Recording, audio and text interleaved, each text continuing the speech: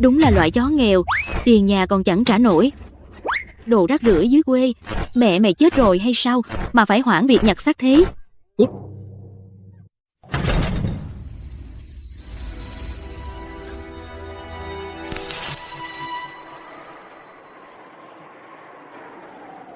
Bố ơi, xin lỗi, con đã làm bố mất mặt rồi. Sống ra nông nổi này. Đợi sau khi con chết xuống dưới đó gặp bố, con sẽ trực tiếp xin lỗi bố. Chức năng xuyên không đã mở. Nhắc nhở thân thiện. Sau khi xuyên không hoàn tất, cần 12 giờ hồi chiều mới có thể quay về. Đang đếm ngược. 3, 2, 1, N, làm thật đấy à?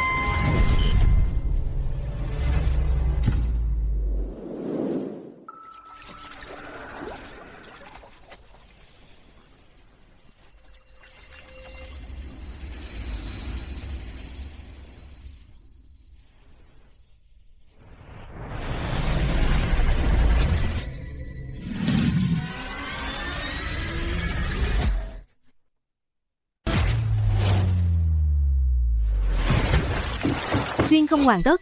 Thời gian hồi để quay về còn 11:59 giờ.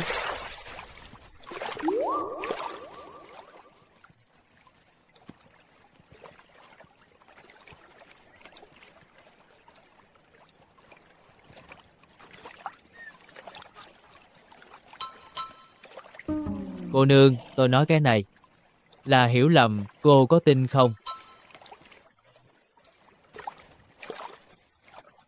Có thích khách cứu mạng với. Cứu mạng với. Có thích khách.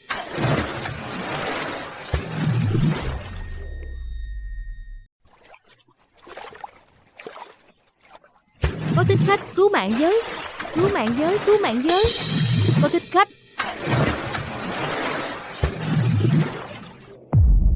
To gan lớn mật.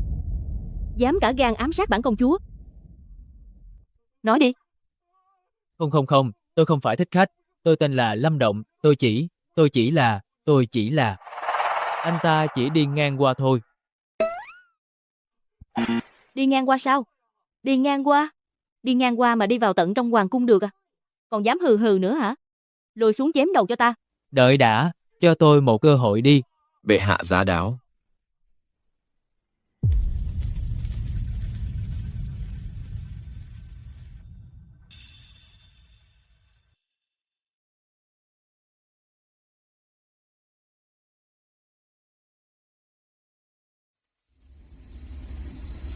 Sao muội vẫn chưa chuẩn bị xong vậy?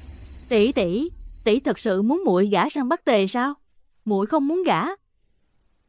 Công chúa, đại chiến biên cương nước ta thảm bại, bồi thường chiến phí 1.000 vạn lượng bạc 10 xe lưu ly.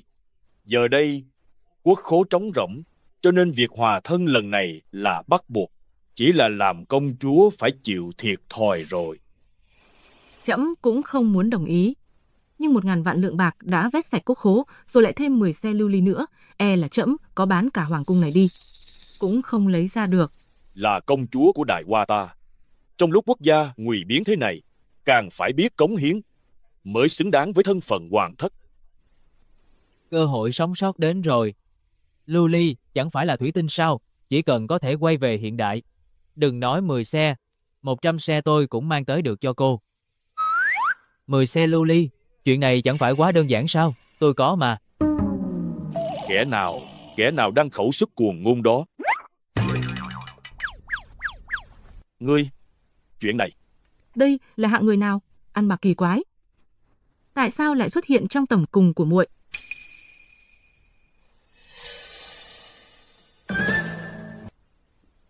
Này, đừng qua đây. Anh ấy là phò mã do chính muội chọn. Cái gì?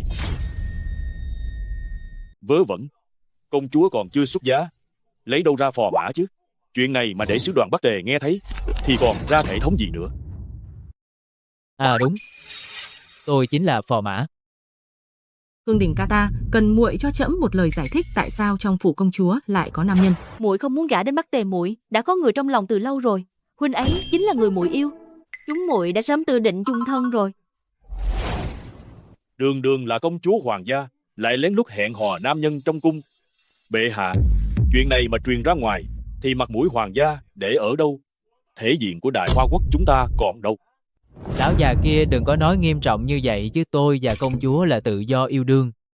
Cái gọi là mạng sống tùy quý giá, tự do còn đáng giá hơn nếu vì tình yêu cả hai đều có thể vứt bỏ đại ái. Vô tội.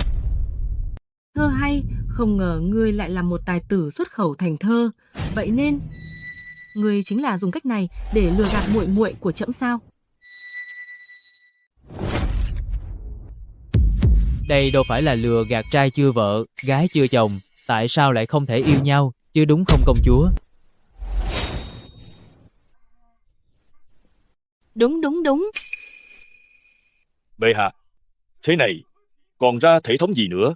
Công chúa đã được hứa gả cho vương tử Bắc Tề chuyện này. Nếu truyền ra ngoài, ngài định giải thích với trăm quan thế nào đây? Chưa được sự cho phép đã tự ý vào cung. Người đâu, lôi hắn xuống cho ta giam vào thiên lao. Xe ma dám.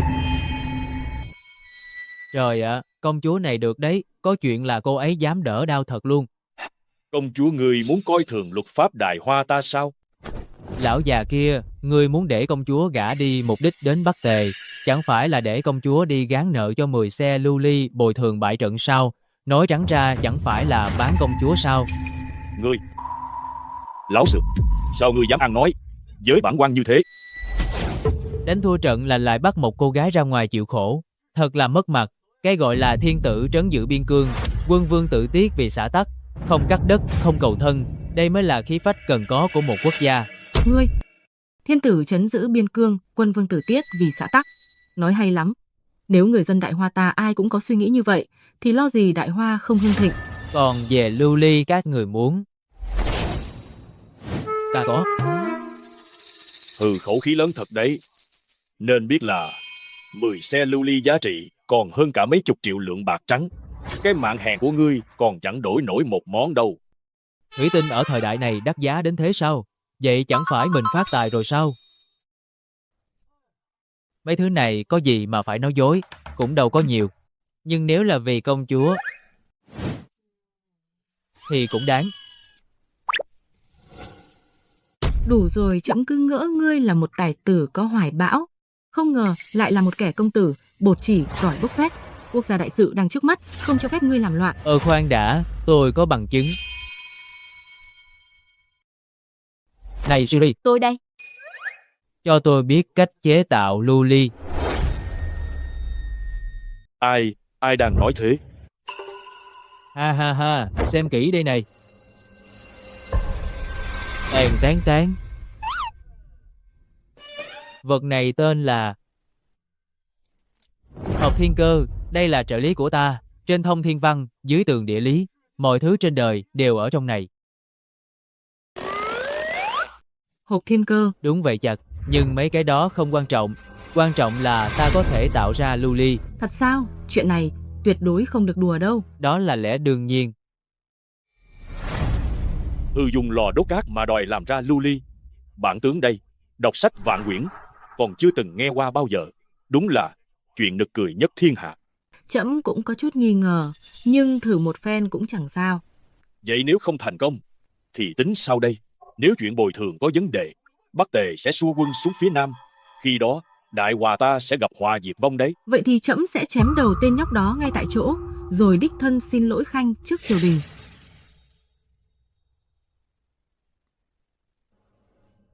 Lâm Động, ngươi nhất định phải thành công đấy. Ôi trời đất ơi! Bản tướng biết ngay mà. Trên đời này, làm gì có cách dùng cát chế tạo lưu ly chứ? Cái gì? Thất bại rồi sao?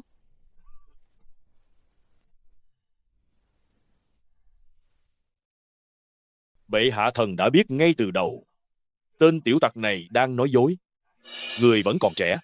Trên đời này, kẻ ăn không nói có. Những chuyện thật giả lẫn lộn nhiều lắm. Người không nhìn thấu được đâu. Sao lại có thể như vậy? Cái lò rách nát gì thế này? Công chúa, cái lò này của các người tệ quá đi.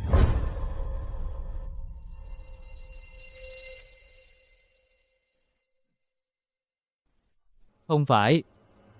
Mọi người có phản ứng gì vậy? Ai bảo là ta thất bại chứ?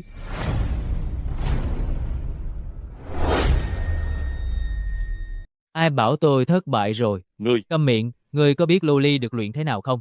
Để tôi nói cho mà biết. Luyện chế cái thứ lưu ly này, ấy cần phải có nhiệt độ cao cái bếp lò rách nát này của các người. Tôi đã phải điều chỉnh nửa ngày trời, nên mới mất chút thời gian. Tính ra thì cũng... Thôi bỏ đi, các người không hiểu đâu. Đại ca, bưng lên đây.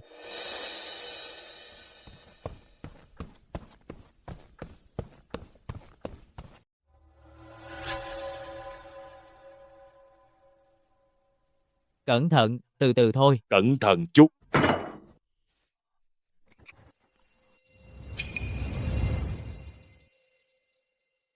Trong suốt lấp lánh mịn màng như ngọc, đây quả nhiên đúng là lưu ly.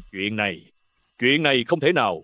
Chỉ dùng cát sao có thể nung ra được bảo vật quý giá như lưu ly chứ? Tể tướng đại nhân, vật này quả thực là được luyện ra từ trong bếp lò nô tài tận mắt chứng kiến mà. Không ngờ ngươi lại có tài cán đến vậy, có thể biến những thứ tầm thường thấy ở khắp nơi trở nên thần kỳ như thế này.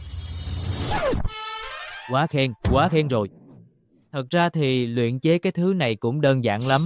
Thế này mà đã sốc rồi sao? Nếu để các người đến xưởng thủy tinh hiện đại, chắc rớt cả cằm luôn quá.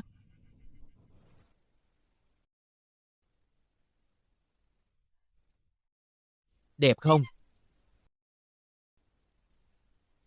Hừ, cho dù tên tiểu tặc nhà ngươi có may mắn dùng cách gì đó tạo ra được một món lưu ly, nhưng số lượng triều đình ta cần bồi thường là tận 10 xe lận. Một món này chẳng thấm tháp vào đâu cả. Làm cái gì vậy? Tể tướng đại nhân, ông đang làm gì thế?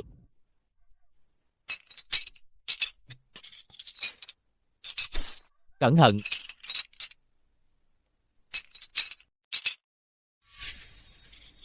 Đừng nhặt nữa. Nhưng mà...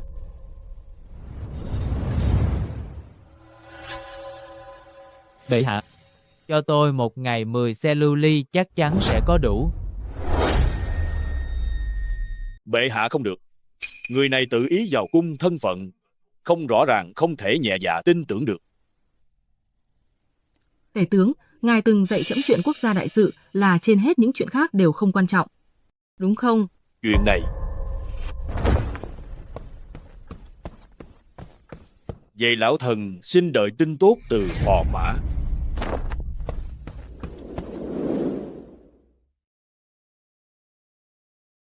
Ấy, đừng cử động. Thế này là ổn rồi. Vật này đúng là tiện lợi thật. Không được bóc cái miếng nhỏ này, sao nó gọi là miếng dán vết thương, không đáng bao nhiêu tiền đâu. Lát nữa tôi tặng cô cả hộp luôn. Miếng dán vết thương.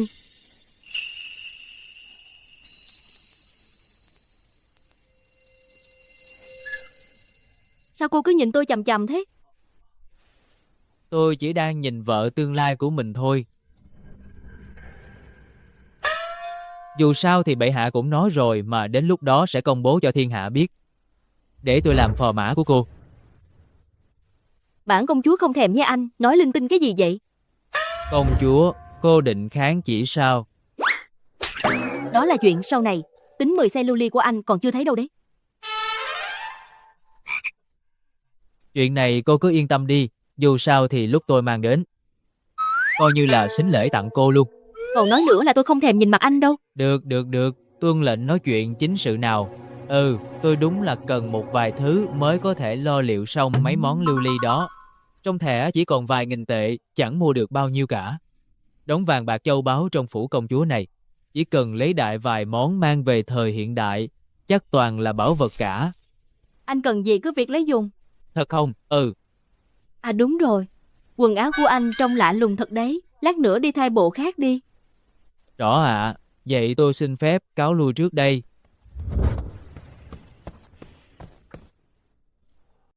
Miếng dán vết thương.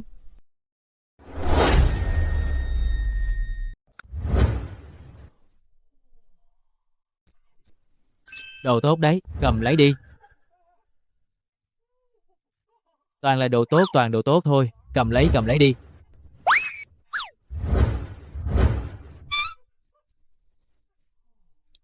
Được rồi. Ngươi có thể lùi xuống trước.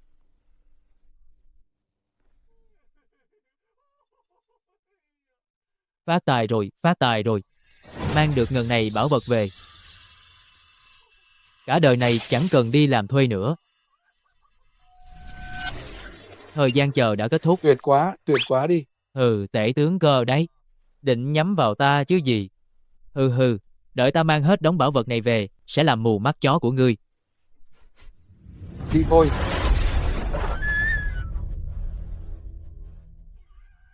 Phò mã biến mất rồi. Phò mã biến mất rồi. Phỉ thúy băng chủng. Lão Phu đã lâu lắm rồi chưa thấy loại băng chủng tinh khiết như thế này. Hay là thế này, ông cứ ra giá đi. Nếu giá cả hợp lý, tôi sẽ bán luôn ở đây. Chỉ một cái trâm cài mà đã 2 vạn. Vậy nếu bán hết đống còn lại, chẳng phải sẽ được mấy triệu sao? Hay là thấy ít quá. Cái giá 2 triệu này đã là mức cao nhất mà Lão Phu có thể đưa ra rồi. Bao nhiêu? Ông vừa nói bao nhiêu? 2 triệu. Đúng vậy, tụ bảo, các của ta mở cửa 30 năm nay, luôn làm ăn uy tín đồ tốt, không bao giờ ép giá. Đợi đã nào. Hay là ông xem thử đống này trước đi. Chỗ này đáng giá bao nhiêu?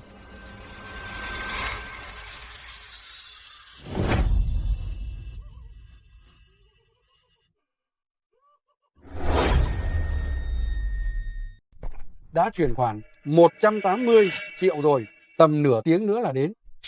Nửa tiếng này sao mà lâu thế? Nửa tiếng.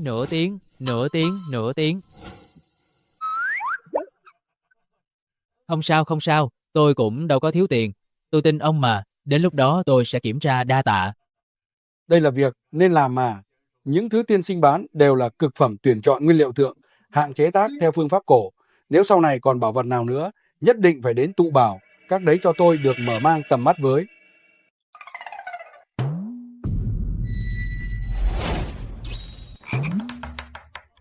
Dễ nói. À đúng rồi. Tôi còn cái này nữa. Shit, đừng có làm ầm lên.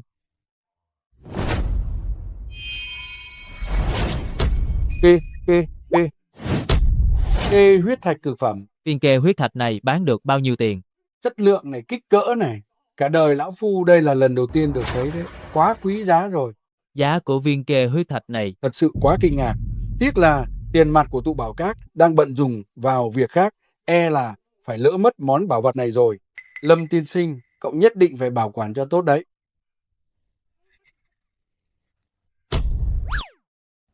Vậy tôi đi đây. Đi thôi nào. Khoan đã Lâm tiên sinh. Vật này thực sự quá tuyệt vời, không biết có thể cho tôi chút thời gian để xoay sở tiền nong không? Tôi sẵn sàng trả. 800 triệu. 800 triệu á. Chốt đơn. Được. Lâm tiên sinh, xin mời ngài ngay bây giờ, hãy đợi ở đây một lát. Tiền mộ đi một lát rồi về ngay.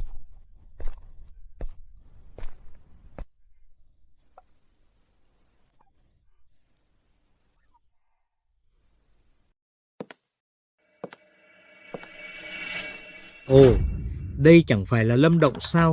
Loại phế vật này mà cũng xứng đến đây à? Loại phế vật này cũng xứng đến đây sao? Con phải nói sao? Chắc chắn là đã dùng đủ mọi cách để dò hỏi hành tung của tôi rồi. Đặc biệt đến đây canh chừng đấy Lâm Động. Chúng ta đã chia tay rồi, sao anh vẫn còn đến đây bám lấy tôi làm gì? Thấy chưa, Vân Long mua cho tôi đấy, 80.000 tệ đấy. Hôm nay anh ấy còn định ở tụ bảo, các này mua cho tôi một miếng ngọc cổ nữa. Còn anh thì sao? Món quà đắt nhất từng mua cho tôi cũng chỉ có 20.000 tệ thôi. Nói ra thấy mất mặt chết đi được. Tôi tặng cô món quà trị giá 20.000 tệ mà cô lại thấy mất mặt sao? Với loại nghèo kiết xác này có gì để nói đâu. Tôi tùy tiện mua cái túi xách cũng bằng anh ta không ăn không uống làm cả năm trời rồi. Lâm Động, nói thật cho anh biết, thực ra chúng tôi đã ở bên nhau từ 1 năm trước rồi. Hóa ra lúc hai chúng ta còn đang bên nhau, hai người đã tằng tiệu với nhau rồi à? Anh nghĩ tại sao tôi lại đuổi việc anh? Chẳng phải vì anh quá chướng mắt sao?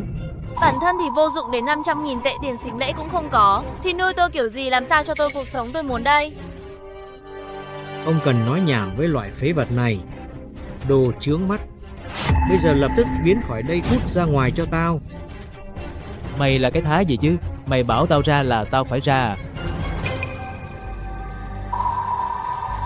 Anh đừng có trẻ con như vậy được không? Dù có bám lấy tôi cũng vô ích thôi. Tôi cứ nhìn thấy anh là thấy phiền rồi.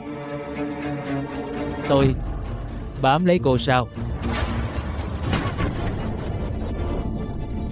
Được, tốt lắm. Đúng là một đôi cẩu nam nữ.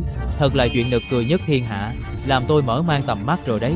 Tao nói cho mày biết, mày bây giờ đến cả đôi giày dưới chân tao cũng không bằng đâu. Anh bảo ai là loại giày rách hả? Ai nhột thì tôi nói người đó. Vân Long, anh thấy chưa, cái loại phế vật này mà lại dám mắng em. Anh phải đòi lại công bằng cho người ta đấy. Không sao đâu bảo bối, cứ tin ở anh. Sao nào? Thằng ranh mày tự mình cút xéo khỏi đây. Hay là để ông đây giúp mày cút đi. Tao nói cho tụi mày biết, ở tụi bảo, các này cả hai đứa mày đều không có tư cách bảo tao cút. Rượu mời không uống, lại muốn uống rượu phạt. Để tao xem cái chân của mày có cứng được như cái mồm mày không. Tao dừng tay cho ta. Dừng tay lại cho tôi. Tiền các chủ, cuối cùng ngài cũng về rồi. Tôi nói cho ngài nghe, thằng ranh này. Câm miệng cho tôi. Khách quý của tụi Bảo Các, ta đâu phải hạng người để ngươi xúc phạm. Tiền các chủ, là ngài hiểu lầm rồi. Tên nhà quê này chẳng qua chỉ là một kẻ liếm gót của tôi, suốt ngày đi lừa gạt khắp nơi. Làm sao có thể là khách quý gì chứ? Liếm gót, lại như cô mà cũng xứng nói câu đó sao? Lâm tiên sinh, đây là 800 triệu tiền mặt, mời ngài kiểm tra lại. Cái gì? 800 triệu? Ôi, tiểu Tiền, không cần đâu. Anh làm việc tôi yên tâm mà. Cái này, cái gì chứ? 800 triệu. Vân Long, chuyện này không thể nào. Đây chắc chắn là cái bẫy hắn thiết kế sẵn, để lừa tôi sập bẫy thôi. Thành thật xin lỗi, lần này tôi tiếp đón không chu đáo, khiến ngài phải chịu ấm ức rồi. Bớt chuyện này ngài cứ yên tâm, tôi nhất định sẽ cho ngài một câu trả lời thỏa đáng. Dương Vân Long đúng không? Từ giờ trở đi, tụi Bảo Các chúng tôi sẽ chính thức phong sát cậu, cũng như bất kỳ ai có liên quan đến cậu, bao gồm cả công ty đứng sau cậu, đều không đủ tư cách hợp tác với tụi Bảo Các. Tiền các chủ. Không thể chấm dứt hợp tác được đâu. Chấm dứt hợp tác là công ty của cháu sẽ phá sản mất gia tộc, sẽ giết cháu mất. Vậy thì liên quan gì đến ta? Ngươi xúc phạm khách quý của ta cũng chính là xúc phạm ta. Giờ thì mời các người rời khỏi đây. Cứ đợi đấy cho tôi.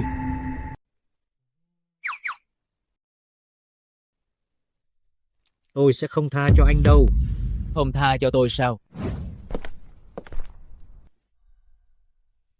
Là tôi sẽ không tha cho anh mới đúng. Đây chỉ mới là bắt đầu thôi. Đợi tôi giải quyết xong chuyện ở bên phía cổ đại, tôi sẽ cho anh biết thế nào là sông có khúc người có lúc. Tiểu Hữu, tên Dương Văn Long này không đáng ngại.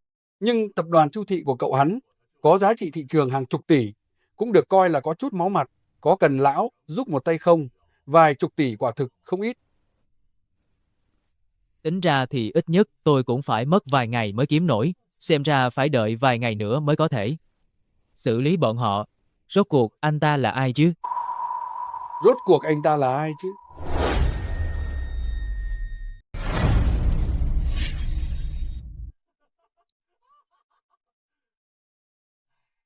Nhiều đồ thế này mà chỉ tốn có 50.000 tệ. Không biết cái lão già đó sau khi nhìn thấy có bị dọa cho phát khóc không nữa. Thời gian hồi chiêu đã kết thúc. 3, 2, 1, đi thôi.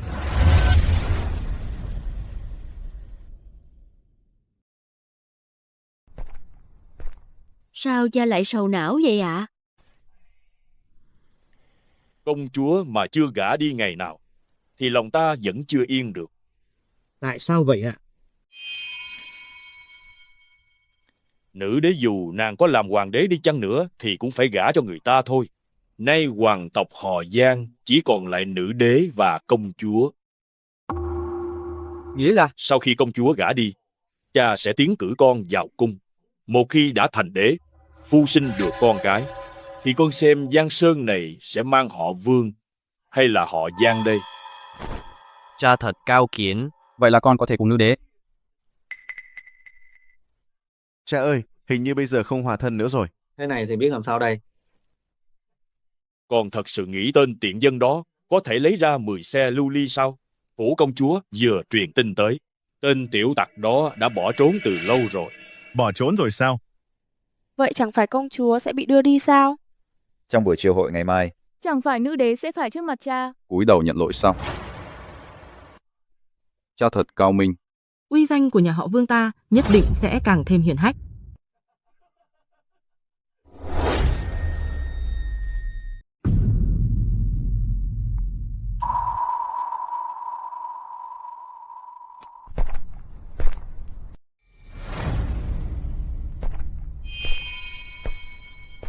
Tại sao đã qua một ngày rồi mà công chúa vẫn chưa được đưa đến sứ đoàn bổn vương, còn đang đợi về nước ăn mừng và sủng hạnh công chúa một phen đây?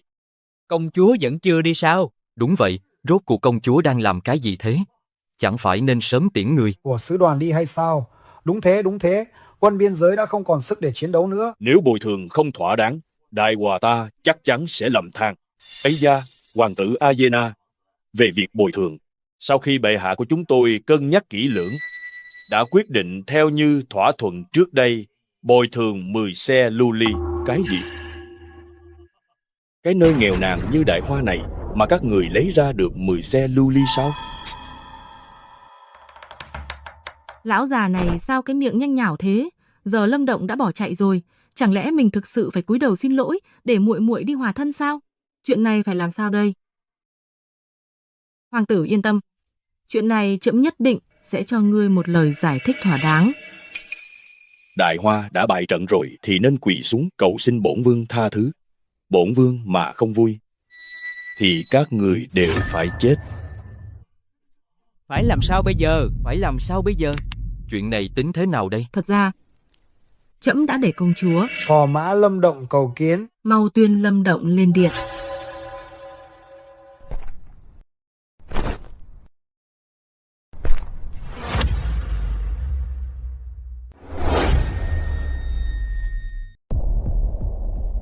Không thể nào, tên tiểu tặc này chẳng phải đã chạy rồi sao? Sao lại quay về đây nộp mạng thế này? Tham kiến bệ hạ. Bình thân. Phò mã? Công chúa chọn phò mã từ bao giờ thế? Công chúa đã được hứa gả cho bổn vương điều kiện cũng đã bàn xong cả rồi. Giờ lại lòi đâu ra một tên phò mã, đại hoa, đang sỉ nhục bổn vương đấy à? Hoàng tử Aegina bớt giận, đại hoa tuyệt đối không hề có ý xúc phạm hoàng tử đâu. Tể tướng đại nhân giúp ta giải thích một chút đi. Chuyện này bản tướng cũng mới chỉ biết từ hôm qua thôi. Đây đều là ý của bệ hạ. Nữ đế, người có ý gì đây? Người nghĩ 8 vạn thiết giáp quân biên thùy của ta chỉ để làm cảnh thôi sao? Nếu không cho ta một câu trả lời thỏa đáng, binh sĩ Bắc Tề của ta chẳng mấy chốc sẽ sang phẳng đế đô, nhuộm đỏ hoàng thành. Đừng mà hoàng tử, xin đừng giận. Chuyện phò mã đều là hư cấu thôi. Người đâu, mau lôi tên tiện dân này xuống cho ta. Đừng làm ảnh hưởng đến hòa khí hai nước. Đủ rồi, các người coi trẫm không tồn tại sao? Không khí trong triều có vẻ hơi sai, chẳng biết tên ngốc này là ai nữa. Sao cứ nhầm vào mình thế nhỉ? Lẽ nào là người của tể tướng? Bệ hạ, 10 xe lưu ly không thiếu một món, đều đã chuẩn bị xong xuôi. Ngông cuồng, quặng lưu ly vốn đã quý hiếm. Hơn nữa mỗi món đồ lưu ly đều cần thợ thủ công tỉ mỉ chế tác mất vài năm mới xong. 10 xe ư, ngay cả bổn vương cũng chưa chắc đã thấy bao giờ. Dựa vào ngươi sao? Dựa vào ta. Thái tử nói đúng, đấy, thái tử nói đúng. Hộ bộ của ta quản lý tài chính quốc gia, quốc khố đại hoa cũng chỉ có vẻn vẹn 6 món đồ lưu ly thôi, một xe ít nhất cũng phải mấy trăm món, đúng là đồ ranh con không biết trời cao đất dày là gì. Ngươi là thị lang hộ bộ đúng không? Rốt cuộc ngươi là thị lang của đại hoa chúng ta, hay là thị lang của Bắc Tề? Ngươi cái gì mà ngươi? Tưởng thị lang không cần tranh luận với hắn. Kẻ này mồm mép tép nhảy, bản tướng đã sớm lĩnh giáo qua rồi. Nhưng cũng chỉ là dẻo mồm dẻo miệng, không lên nổi mặt bàn đâu. Tể tướng nói đúng đấy. Ý tể tướng nói đúng đấy. Hỗn xược. Đây là Điện Kim Loan, đại triều ngươi dám không coi tôn ti trật tự ra gì, là không coi tể tướng đại nhân ra gì sao? Tể tướng, hóa ra ý của ngài là ở trên triều đình này, những kẻ coi trọng tôn ti như các người đều coi tể tướng là bậc bề trên, còn những người khác là kẻ bề dưới sao, to gan. Nữ đế vẫn còn đang ngồi trên kia, kệ ngươi định không coi nữ đế ra gì sao? Bệ hạ, vi thần tuyệt đối không có ý đó. Ngươi rõ ràng là có ý đó. Đủ rồi. Ở giữa đại điện này đều là trọng thần quốc gia, rường cột triều đình, ngươi có thân phận gì mà dám hỗn xược như vậy? Bệ hạ thần xin được đuổi kẻ ăn nói ngông cuồng này ra khỏi đại điện. Đúng, đuổi hắn ra ngoài. Đuổi ta ra ngoài sao? Vậy 10 xe lưu ly ngươi tự bỏ ra nhé. Hừ, nực cười. Ngươi thật sự tưởng mình có 10 xe lưu ly chắc? Ngươi bỏ ra đi, ngươi bỏ ra đi. Ngươi bỏ ra đi. Ngươi bỏ ra đi. Ngươi bỏ ra đi. Lâm Động, nếu mọi người đã chờ đợi lâu như vậy rồi, chi bằng mau chóng mang đồ lên đây đi. Tuân chỉ. Ngoan cố chống trả, chết đến nơi vẫn không hối cải. Tể tướng nói đúng đấy. Sắp chết đến nơi rồi mà còn cứng miệng. Khôn hồn thì nhận lỗi ngay đi, còn có thể giữ cho ngươi toàn thây. Đám triều thần này chẳng có ai tốt lành cả. Xem ra nữ đế sống cũng chẳng dễ dàng gì. Thuộc cấp toàn là lũ phản phúc. Ôi dào, mấy cái lưu ly này đối với ta cực kỳ đơn giản.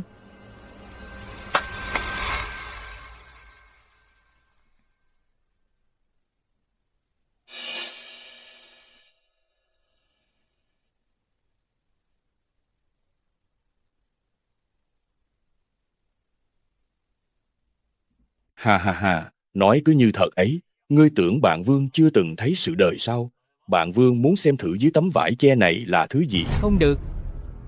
Bệ hạ, không được mở ra đâu. Một khi đã mở ra thì không còn đường lui nào nữa đâu. Lúc đó, đại hòa ta sẽ mất hết mặt mũi, thậm chí còn gây ra binh đao. Xin bệ hạ, hãy suy nghĩ kỹ. Xin bệ hạ hãy suy nghĩ kỹ. Các ngươi cứ suy nghĩ cho kỹ đi. Nếu bản vương không hài lòng, bản vương cũng không chắc đại quân nơi biên giới của ta liệu có chịu nổi sự buồn chán không? Các tướng sĩ đã sớm muốn đến đế đô này để xem phong thổ nhân tình của đại hoa rồi. Bệ hạ, diệt nước trước mắt tuyệt đối không được làm bừa. Lâm Động, hay là thôi đi. Tại sao lại thôi chứ? Ta đã mang đồ đến rồi mà. Láo xược, đến nước này rồi còn dám ăn nói ngông cuồng. Người đâu? Lôi tên này xuống cho ta, đừng để hắn làm lỡ việc nước. Lũ các người chưa từng thấy sự đời lũ vô dụng. Hôm nay ta sẽ cho các người được mở mang tầm mắt thế nào mới là lưu ly thật sự.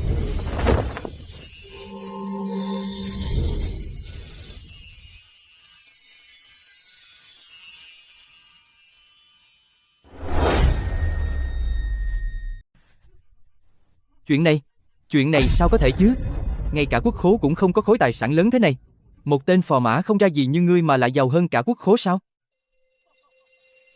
Sao lúc nãy không gọi ta là phò mã đi giờ mới bắt đầu gọi à? Bản phò mã thấy rất hài lòng. Ta không có mà. Này tể tướng đại nhân ngài nói gì đi chứ? Tuy khối lưu ly này rất tinh xảo, nhưng khoản bồi thường lần này của chúng ta quan trọng nhất là số lượng. Đúng, chính là vậy. Không sai. Điều kiện chúng ta bàn bạc lúc đầu là 10 xe cơ mà. Đây mới chỉ là một cái thôi. Ngoài điện vẫn còn nhiều lắm. Nếu mang hết vào đây e là không đủ chỗ chứa. Bản quan không tin ngươi có tận 10 xe. Trong nhà bản quan cũng chỉ có một món lưu ly, chỉ là một món lưu ly thôi cũng chẳng có tác dụng gì. Nghe nói lưu ly giá trị liên thành một món đáng giá vạn lượng vàng. Không biết bổng lộc hàng tháng của đại nhân là bao nhiêu? Chắc là tham ô không ít nhỉ. Ngươi đừng có mà ngậm máu phun người. Lưu ly trong nhà bản quan là tổ tiên truyền lại. Tổ tiên tham ô mà có à? Bệ hạ, vi thần vốn liêm khiết chính trực, tuyệt đối không có chuyện tham nhũng đâu ạ. Điện hạ, ngoài điện có vô số lưu ly toàn là hàng cực phẩm vượt xa con số 10 xe. Cái gì? Nghe thấy chưa? Không thể nào. Sao ngươi có thể sở hữu khối tài sản khổng lồ như vậy? Ngươi đang nói dối. Việc phò mã lo liệu chuyện bồi thường là do chính miệng trẫm đã hứa ý của Tưởng Ái Khanh, là trẫm cũng đang nói dối sao? Bệ hạ, vi thần tuyệt đối không có ý đó. Cái tên Tưởng Hoa này làm chẳng nên chuyện hư sự có thừa. Nhìn bản tướng làm gì? Ai mà ngờ được tên phò mã này thật sự kiếm được 10 xe lưu ly. Bệ hạ, việc bồi thường này đã được quyết định, nhưng hộ bộ thị lang Tưởng Hoa lại liên tục nghi ngờ tâm địa, thật đáng trách.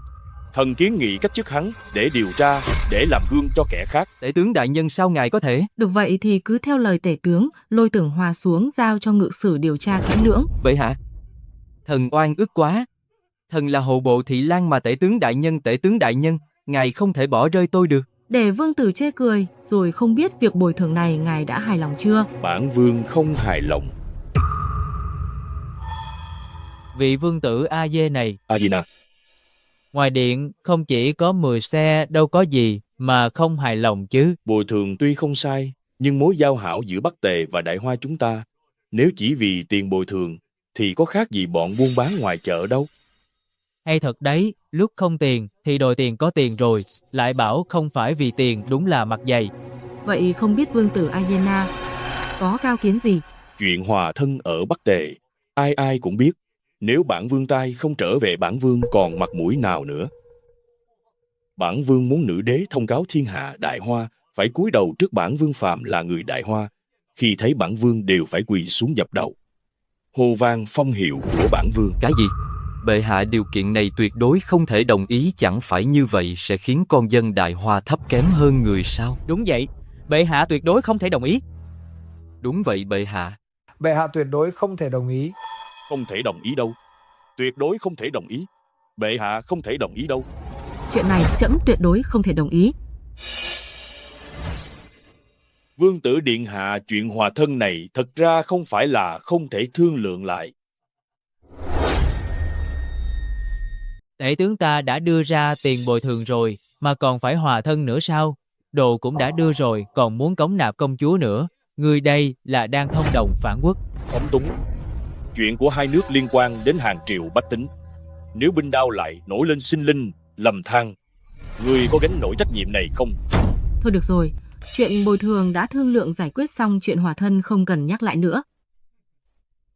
Nếu đã như vậy, Đại Nho Vân Phong của Bắc Tề, ta cùng Thượng tướng quân Trần Duệ đi cùng sứ đoàn đến đây sẽ lập vấn đạo đài ngay tại đế đô này. Thể diện này, bản vương sẽ đích thân lấy lại. Chuyện này, Đại Nho Vân Phong gì chứ? Chính là người đi khắp 6 nước khẩu chiến với 100 nhà mà chưa từng thất bại, Vân Phong đó sao? Thượng tướng quân Trần Duệ cũng là đệ nhất mãnh tướng của Bắc Tề. Từng ở biên giới một người một ngựa đánh bại 100 tinh nhuệ hắc giáp, thậm chí trên người không dính một giọt máu. Nếu hai người này lập vấn đạo đài ở đế đô thì đúng là không ai cản nổi. Phò Mã Gia, bây giờ cục diện thế này, ngươi hài lòng rồi chứ? Tể tướng, tính ra lại bắt đầu đổ lỗi cho ta rồi hả? Bắc Tề vốn đã ngang ngược, vấn đạo đài vừa lập, uy phong của Đại Hoa ta sẽ mất sạch lòng dân tan rã. Lúc đó, quân biên giới Bắc Tề mượn thế xuống phía Nam, Đại Hoa ta sẽ có nguy cơ diệt vong đấy. Đúng là một cái tội nợ to đùng. Thật là quá quắt, Đại Hoa huy hoàng của ta văn nhân tài tử, tướng quân võ phu vô số, chẳng lẽ lại để mặc hai người này chèn ép uy phong của Đại Hoa ta sao? Bệ hạ, chuyện văn võ của 6 nước hai người này, không ai có thể sánh kịp. Chuyện này liên quan đến nền móng Giang Sơn Đại Hoa ta, ai có thể lên vấn đạo đài, giải quyết cục diện khó khăn này, thưởng vạn lượng vàng, phong tước ban đất.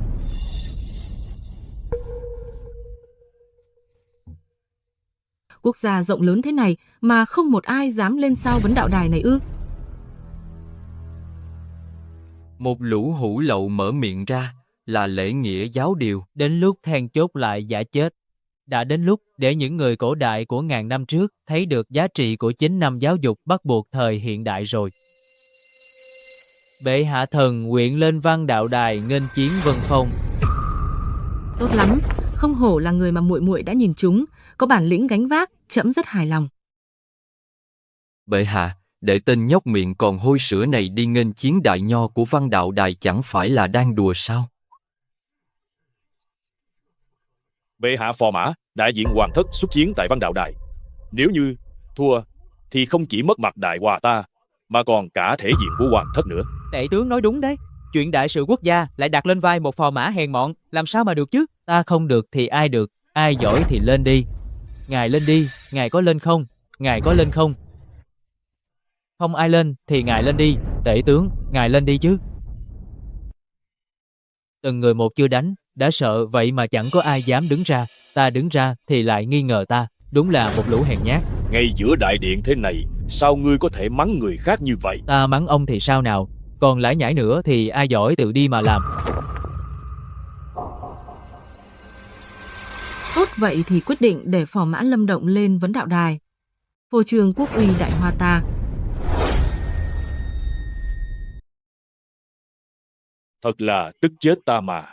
Chỉ là một tên tiện dân mà dám cãi lại bổn tướng. Phụ thân bất giận. Dám chọc vào vương gia chúng ta. Con sẽ đi sắp xếp người giết hắn ngay. Đồ heo ngu ngốc.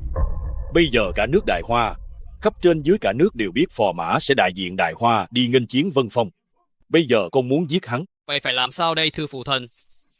Yên tâm đi, hắn chỉ là châu chấu sau mùa thu, chẳng nhảy nhót được bao lâu nữa đâu. Hơn nữa, bản thánh Vân Phong đó đâu có dễ đối phó như vậy.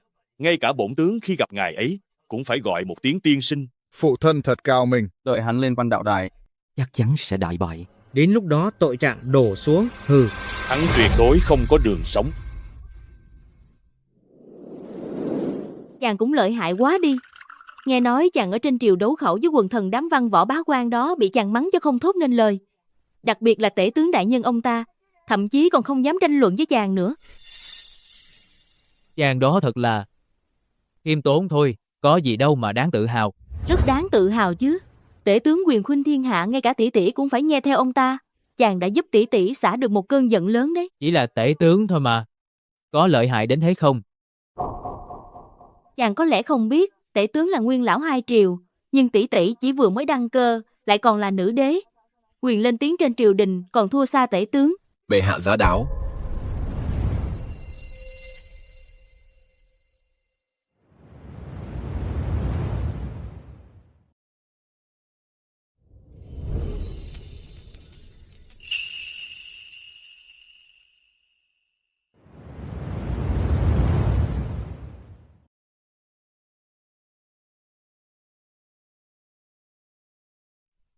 Tỷ tỷ. Bệ hạ. Muội lui xuống trước đi. Trẫm có việc cần bàn bạc với Phò Mã. Muội chờ một lát đã. Trẫm có việc cần bàn bạc với Phò Mã.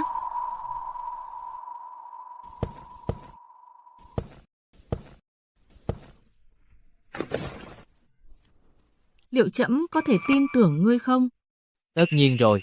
Vả lại, nói câu này có hơi khó nghe, thần đáng tin cậy hơn. Đám quan lại trong triều này nhiều. Ngươi phải biết rằng, đứng về phía trẫm chính là đối đầu với toàn bộ giới quyền quý của Đại Hoa. Vậy bệ hạ muốn nghe lời thật lòng hay lời giả dối? Tất nhiên là lời thật rồi. Được, vậy thần sẽ nói thật. Thần vốn là kẻ phàm phu tục tử, chẳng có chí hướng gì lớn lao, chỉ thích kiếm tiền. Ngắm nhìn mỹ nhân thiên hạ, tận hưởng sự phồn hoa của thế gian. Ngày nào cũng phải nghe mấy lời vì nước vì dân. Ngươi cũng thật thà đấy. Có điều, đây có phải là lý do ngươi tự ý vào cung không? Sao bệ hạ lại bắt đầu tính sổ rồi? Nhưng mà thời gian hồi chiêu xuyên không đã kết thúc rồi. Cùng lắm thì chuồng luôn không quay lại nữa. Liều một phen xe đạp biến thành xe hơi. Bệ hạ, thần đã nói rồi. Thần chỉ là một kẻ phàm phu thích tiền bạc và mỹ sắc. Những thứ này không chỉ vì công chúa mà tất nhiên còn là vì bệ hạ nữa. Ngươi dám nói chuyện với trẫm như vậy sao? Không muốn sống nữa à? Bệ hạ, đám văn võ bá quan này, có kẻ nào không muốn ăn thịt ngài, có kẻ nào không muốn uống máu ngài. Họ chỉ muốn ngài ngồi trên ngai vàng, là một linh vật ngoan ngoãn, hay thậm chí là một con rối. Còn bọn họ thì thao túng cả triều đình. Nhưng thần thì khác. Thần chỉ là ngưỡng mộ nhan sắc của bệ hạ mà thôi. Sao ngươi dám càn rỡ như vậy? Ngươi dù sao cũng là Phò Mã.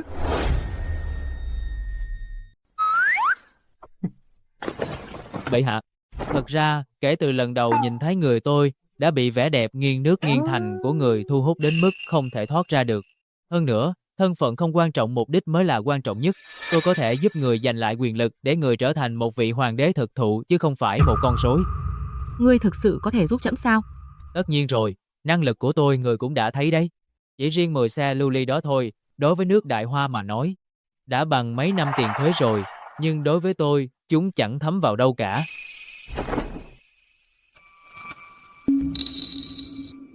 Nếu ngươi thực sự có thể giúp trẫm giành lại hoàng quyền, thì trẫm sẽ chấp thuận yêu cầu của ngươi. Thật sao? Trẫm là chủ một nước, lời nói tựa ngàn vàng. Có điều tất cả những điều này đều dựa trên việc ngươi có thể thực hiện được hay không. Trận chiến tại Vấn Đạo Đài ngày mai, nếu ngươi thắng, trẫm sẽ đồng ý với ngươi, còn nếu ngươi thua... Mấy tên đại nho hèn mọn này đối với tôi chẳng bỏ bèn gì, chỉ một đòn là xong. Trẫm tin ngươi, nhưng thiên hạ thì không. Ngươi chỉ có thể tự mình chứng minh thôi. Nhất định không phụ sự kỳ vọng của bệ hạ. Được. Trẫm còn có chính sự cần xử lý ngươi, hãy chuẩn bị cho tốt, không được lơ là. Bệ hạ yên tâm, đối với tôi mà nói, vấn đạo đài cỏn con chỉ cần vẫy tay là xong. Trần Nhuệ, Trần Nhuệ, Trần Nhuệ. Còn ai có thể đấu với ta nữa đây? Xứng danh là tướng quân Trần Nhuệ giết hay lắm. Tướng quân uy phong. Liên tiếp đánh bại 10 người Đại Hoa. Đúng là tướng tinh hạ phàm mà. Ha ha ha ha. Đại Hoa này cũng chỉ đến thế thôi. Chẳng có ai ra hồn cả. Toàn là một lũ vô dụng.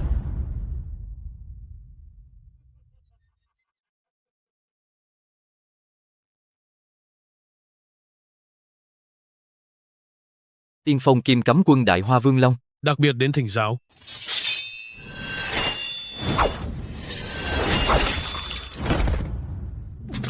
Tướng quân Trần Nhuệ uy phong. Trần Nhuệ. Trần Nhuệ này lợi hại thế sao? Không lẽ nào chúng ta cứ để tên Adana này sỉ nhục nước Đại Hoa chúng ta thế sao? Trần Nhuệ trên chiến trường biên giới dẫn quân giết 3 vạn biên quân của ta. Có điều ngươi muốn khiêu chiến là văn đạo đài văn võ 2 đường, chỉ cần thắng một đường Đại Hoa ta, coi như không làm mất quốc thể. Chỉ sợ là giả trạng xe cát thôi. Trần Nhuệ là đệ nhất thượng tướng quân của lục quốc, vũ khí của hắn còn được đúc từ huyền thiết, đến cả chui đao cũng được rèn từ thiên đoạn huyền thiết nặng 100 cân, võ đạo đã đạt đến đỉnh cao. Khoan đã, ngươi vừa nói gì cơ? Ngươi nói cây đao trên tay, hắn đến cả chui đao cũng làm bằng sắt sao? Đúng vậy, nghe nói tên này tính tình tàn bạo. Chỉ có chui đao bằng sắt mới khiến hắn cảm nhận được từng nhát dao thấu thịt khoái cảm giết người. Nếu là như vậy,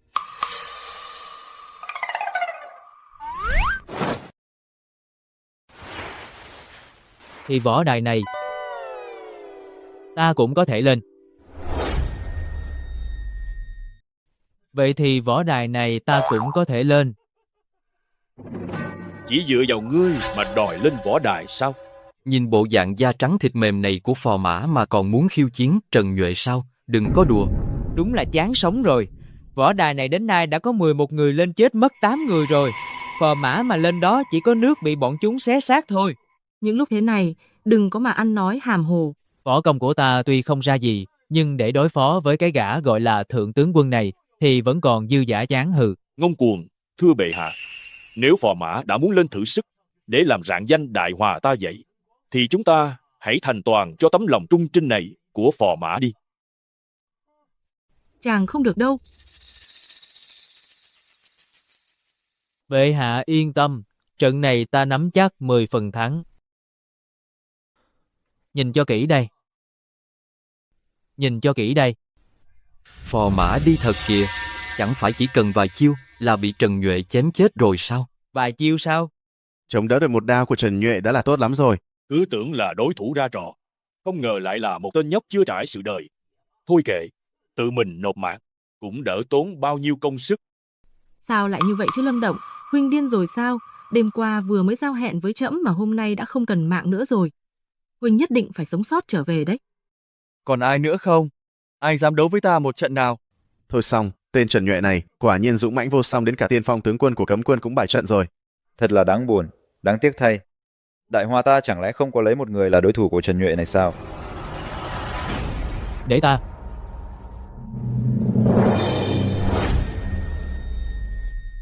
Không ngờ vào lúc này vẫn còn người dám đứng ra. Quả nhiên, Đại Hoa ta vẫn còn người có huyết tính. Anh hùng cố lên. Anh hùng cố lên.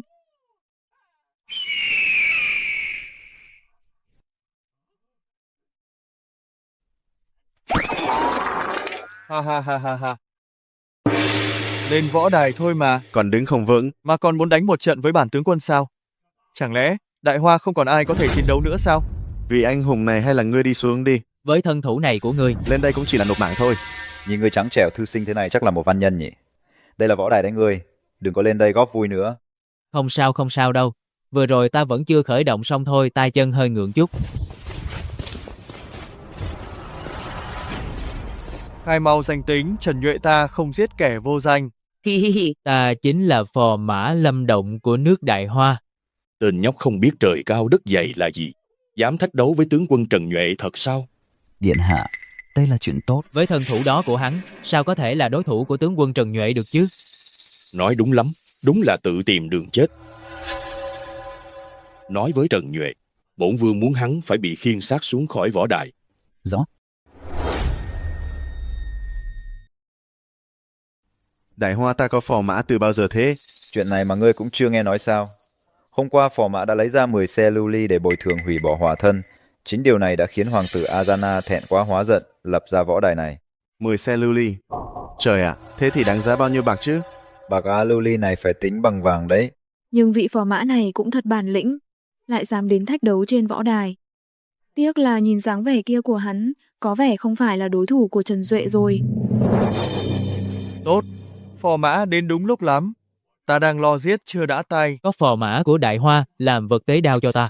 Ha ha ha, cũng coi như không uổng công chuyến này. Câm miệng. Ai thắng ai thua còn chưa biết đâu. Biết đâu ngươi lại bỏ mạng dưới thánh củi này của ta thì sao?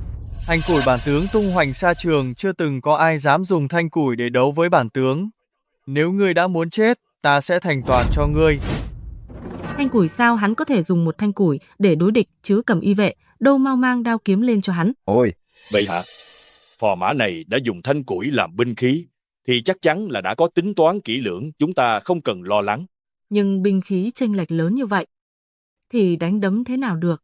Đừng lo phò mã, chắc hẳn là có tuyệt kỹ, cứ xem đi đã. Tên tiểu tặc này, trận chiến sinh tử, dùng thanh củi đấu với đao huyền thiết. Bản tướng để xem ngươi chết thế nào. Hôm nay bản tướng quân sẽ ở ngay tại đây, nơi vạn người chứng kiến này, mà lấy đầu của tên phò mã Đại Hoa ngươi, để Đại Hoa thấy được uy phong của Bắc Tề ta. Đợi chút đã. Sao, sợ rồi à? Sợ rồi thì mau quỳ xuống trước hoàng tử Azana, dập đầu 3 cái thật kêu, rồi ngoan ngoãn cút khỏi lôi đài này đi, ta sẽ tha mạng cho ngươi. Ai bảo là tôi sợ chứ? Chỉ là công lực của tôi quá thâm hậu sợ, anh không chịu nổi một chiêu của tôi thôi. Thật là láo xược, ta đường đường là thượng tướng quân Bắc Tề, mà không đỡ nổi một chiêu của ngươi. Sao ngươi nghĩ mình là ai chứ? Nhìn bộ pháp của ngươi, phù phiếm thế kia, với chút võ nghệ mọn này của ngươi, đặt vào trong đại quân Bắc Tề ta, đến cả tên đầu bếp cũng không bằng. Thứ tôi luyện vốn chẳng phải công pháp gì cả, mà là lôi đình chi đạo. Thôi bỏ đi, chắc anh cũng chẳng hiểu nổi đâu. Nếu anh có thể đỡ được một chiêu của tôi, thì coi như tôi thua. Thật là mạnh miệng, thiên hạ này vẫn chưa có chiêu thức nào mà Trần Nhuệ ta không thể hóa giải được. Đã muốn chết, thì hôm nay ta sẽ cho ngươi được chết một cách tâm phục khẩu phục. Vậy tôi tới đây nhé. Nhìn lên trên kìa.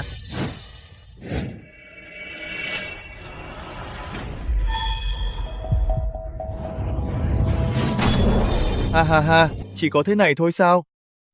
Cũng chẳng có gì ghê gớm cả.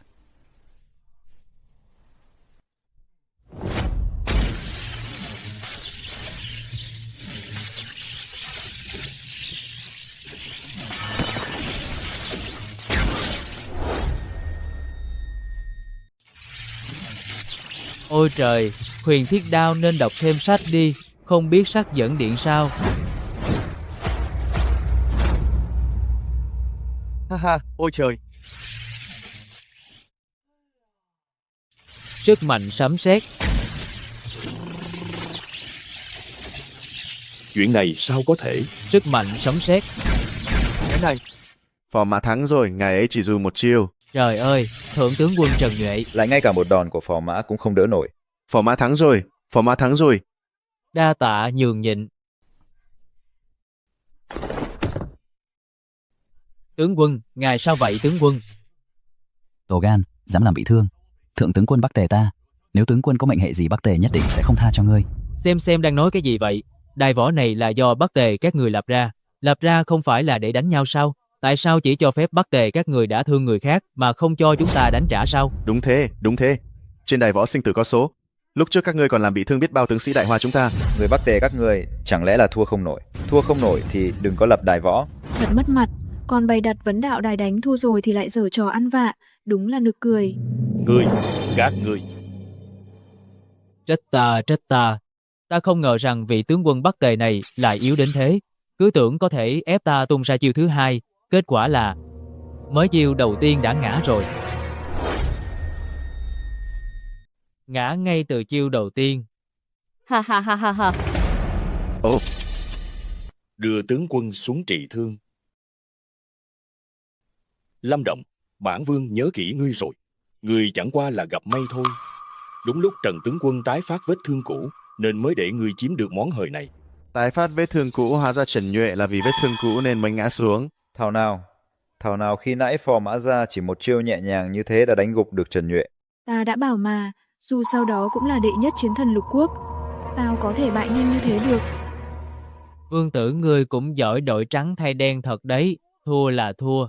Qua miệng ngươi nói một hồi, ta thắng hắn hoàn toàn là nhờ may mắn sao? Tất nhiên rồi, Trần tướng quân dũng mãnh dường nào, sao có thể thua một kẻ vô danh tiểu tốt như ngươi. Ta dùng thực lực thắng hắn ngươi, lại bảo ta dùng may mắn. Được, ta giận rồi đấy. Hôm nay ta đứng ngay tại đây. Đến đây bắt tề các người còn bao nhiêu người muốn lên nữa. Đến một tên ta giết một tên, đến hai tên ta giết một cặp. Hay lắm, phò mã thật hào sảng. Đây mới là khí phách của Nam Nhi Đại Hoa chúng ta. Người của sư đoàn Bắc Tề đâu? Lên đây đi chứ. Đúng thế. Lên đi. Thượng tướng quân đã bại, chúng ta mà lên.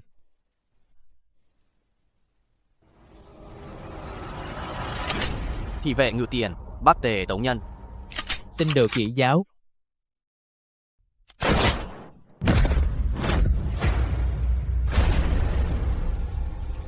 Người tiếp theo. Trời ơi, lại hạ gục trong một chiêu, thậm chí còn nhanh hơn lúc nãy. Chuyện gì vừa xảy ra vậy? Chỉ nghe thấy một tiếng nổ lớn, hắn ta liền ngã gục. Lẽ nào đây chính là lôi pháp mà phò mã đã nói? Không thể nào Trần Nhuệ sao có thể thua được chứ. Người Đại Hoa chẳng qua cũng chỉ là lũ gà mờ. Ngươi dùng yêu pháp gì vậy? Ngươi không cần quan tâm ta dùng cách gì. Tóm lại tướng sĩ Bắc Tề các người không một ai ra hồn cả. Ngươi, không lẽ nào đây là Trần Nhuệ mà, thượng tướng quân của Bắc Tề ta, sao có thể thua được? Người tiếp theo mau lên đi. Không còn ai thì ta đi đây. Ta còn đang vội lắm. Phò mã uy vũ. Trước khi đi nhớ dỡ cái võ đài này xuống. Không phải ai cũng có tư cách lập võ đài đâu. Đúng rồi.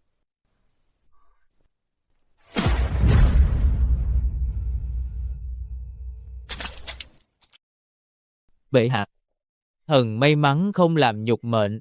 Tốt lắm, Lâm Động trẫm cứ ngỡ Khanh chỉ có chút văn chương.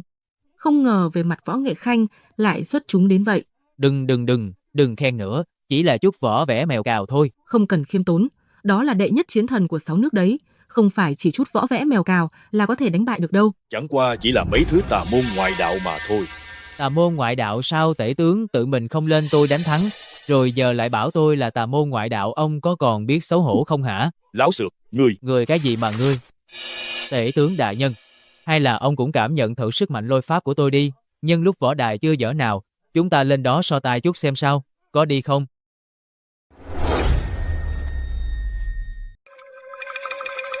Kẻ võ phu thô lỗ bản tướng, không thèm chấp nhặt với ngươi. Lâm Động đại thắng Trần Duệ, thật là hào hùng, là chuyện tốt làm rạng danh uy thế Đại Hoa ta. Chuyện này nên ban thưởng rồi, luận công ban thưởng. Đa tạ bệ hạ. Phần thưởng này, không biết là thưởng cái gì đây? Nếu như chính là nữ đế, thì tốt rồi. Đi thôi, khởi giá đến Văn Đạo Đài.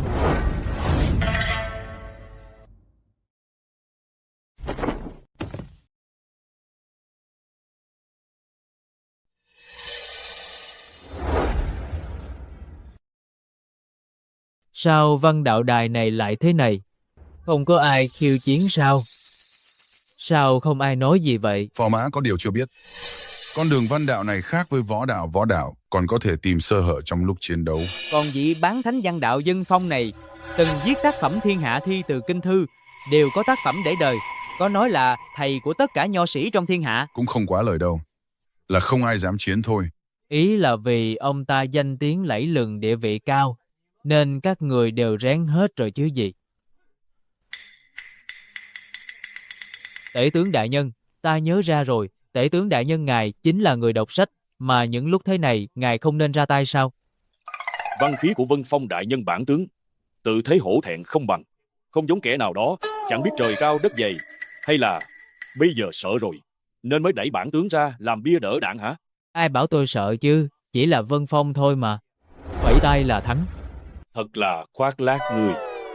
Lâm Động ngươi có thực sự nắm chắc không? Thực ra phá được võ đạo đài đã là đủ rồi, dẫu cho văn đạo đài có thua cũng không còn nghiêm trọng như trước nữa. Bệ hạ, thần có 10 phần nắm chắc. Người đến dừng bước. Ta là Lâm Động, đến khiêu chiến văn đạo đài. Người muốn khiêu chiến văn đạo đài cần phải có một bài thơ truyền đời mới có tư cách cùng so tài với phu tử nhà ta. Khiêu chiến mà cũng cần điều kiện sao? Đó là đương nhiên. Phu tử nhà ta là ai chứ? Là bán thánh đương thời lại còn để lại 4 bài thơ truyền đời. Và một bộ kinh, văn lưu, danh thiên cổ. Nếu không có văn tài xuất chúng để lại cho đời, thì làm sao có tư cách khiêu chiến phu tử nhà chúng ta? Chẳng trách văn đạo đài ở đây chẳng có bóng người nào, hóa ra là có ngưỡng cửa cao như vậy. Vậy ta hỏi ngươi, thế nào là thơ văn truyền đời? Đến truyền đời là gì cũng không biết mà cũng dám đến khiêu chiến phu tử nhà ta. Truyền đời dĩ nhiên là những án văn được người đời truyền tụng qua trăm thế hệ hoặc là những bài thi từ. Chỉ đơn giản vậy thôi sao? Đơn giản ư? Ở đâu ra cái tên vô danh tiểu tốt này? Thật là khẩu khí ngông cuồng. Người có thể viết ra tác phẩm truyền đời trong khắp lục quốc có ai mà không phải là bậc đại gia văn đàn lừng lẫy tiếng tăm. Lâm Động là cái thái gì chứ? Nghe còn chưa từng nghe qua. Ai nói với người cứ phải có danh tiếng mới đại diện cho người có học vấn, núi không tại cao. Có tiên ắt linh nước không, tại sâu có rồng ắt thiên, đại ẩn ẩn ư thị, người thật sự có bản lĩnh, mới không đi rêu rao khắp nơi. Núi không tại cao có tiên ắt linh thơ hay, thật là thơ hay. Ngươi dám sỉ nhục phu tử nhà ta sao? Cái gì mà đại ẩn ẩn ư thị, người có bản lĩnh không đi rêu rao, ý ngươi nói phu tử nhà ta chỉ là kẻ hám danh trục lợi thôi sao? Ta đâu có nói thế. Nhưng mà nếu ngươi cứ nhất quyết hiểu như vậy, thì ta cũng đành chịu thôi, đúng không phu tử?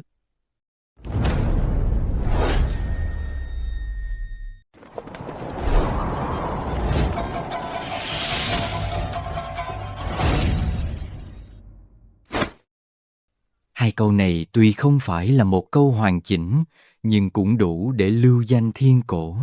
Người có tư cách khiêu chiến ta. Xem phong thái của bậc đại sư người ta kìa, chủ tử của ngươi đã lên tiếng rồi, con chó canh cổng như ngươi còn không mau lui lại.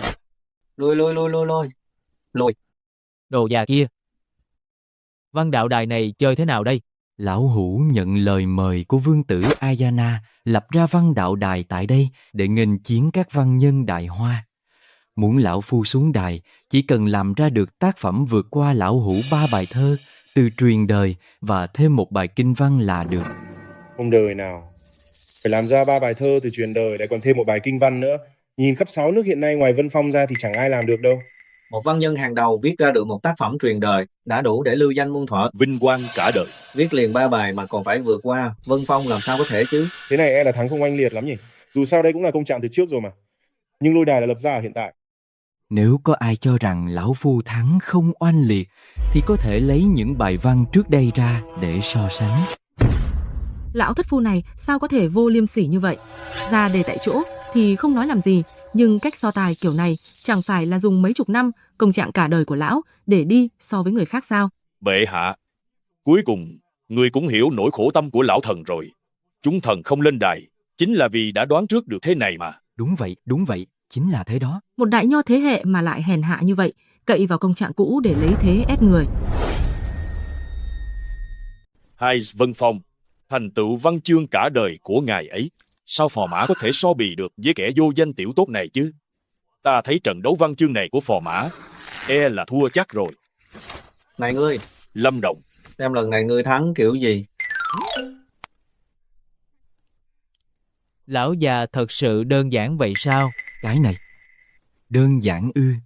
3 bài thơ của lão phu được truyền tụng khắp 6 nước, không ai là không biết. Thiên hạ thiên lại càng được đưa vào danh mục kinh văn khoa cử các nước hừ hạn hậu bối vô danh như ngươi mà cũng dám nói lời ngông cuồng. Thôi đi, đừng có bốc phét nữa. Chẳng phải chỉ là làm thơ thôi sao? Ta chẳng buồn làm thơ mới đâu. Ta cho lão xem mấy bài thơ ta viết trước đây, để lão được mở mang tầm mắt. tên này đúng là ăn nói ngông cuồng.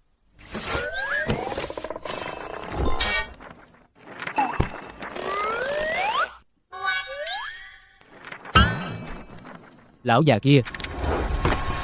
300 bài thơ. Số lượng thì cũng khá đấy. Nhưng đạo thơ ca này không phải cứ nhiều là thắng đâu. Bớt nói nhảm đi, mở ra mà xem. Xem ra, lão hoàn toàn không hiểu sự đáng sợ của đường thi tam bách thủ rồi. Ha ha ha ha ha. Cái gì đây?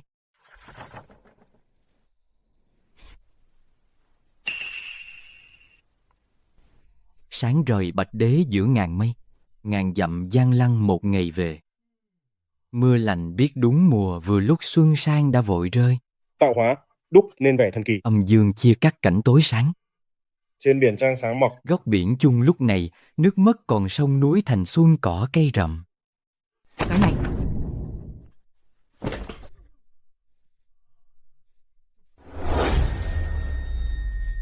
Này lão phu tử, mấy bài thơ này của ta đủ để lưu truyền hậu thế không? Chuyện này, không thể nào. 300 bài thơ này câu nào cũng kinh điển, bài nào cũng chấn động, đều là những tác phẩm lưu truyền hậu thế. Không thể nào.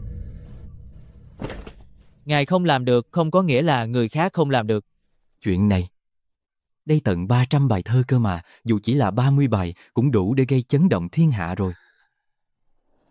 Trên đời này, làm sao có thể có người có thiên phú xuất chúng đến vậy chứ? Đây là cả thảy 300 bài thơ văn lưu truyền hậu thế đấy. Trời đất ơi! Chuyện này đủ để làm chấn động sóng nước, là đại sự của văn đàn đấy. Đúng vậy. Thật không ngờ đến hôm nay ta và ông vẫn còn có thể chứng kiến cảnh tượng này. Đại Nho Vân Phong chỉ dựa vào 3 bài thơ lưu truyền đã được xưng là bán thánh đương thời rồi. Vậy thì Lâm Động này chẳng phải có thể liệt vào hàng thánh nhân sao? Cậu ta rốt cuộc là ai vậy? Ồ, ta nhớ ra rồi. Lâm Động, cậu ta là Lâm Động, phò mã do đích thân, công chúa tuyển chọn. Cái gì? Cậu ta chỉ là một phò mã thôi sao? Không thể nào, với tài học của cậu ta dù có vào hậu cung phong, vương cũng dư sức mà. Chẳng có gì thử thách cả, chẳng phải chỉ là 300 bài thơ thôi sao? Chuyện nhỏ, lão già để xử ông. Chắc là đủ rồi đấy. Không thể nào. Ta sao có thể thua một kẻ vô danh tiểu tốt này được? Lêu. Vô danh tiểu tốt, ta tên là Lâm Động. Khoan đã. Đợi chút.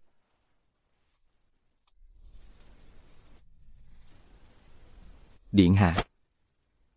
Chúng ta vẫn chưa thua đâu. Thử thách trên văn đạo đài. Thơ từ kinh văn, chỉ có thơ thôi là không đủ đâu. Đúng rồi, vẫn còn kinh văn nữa. Ta vẫn chưa thua.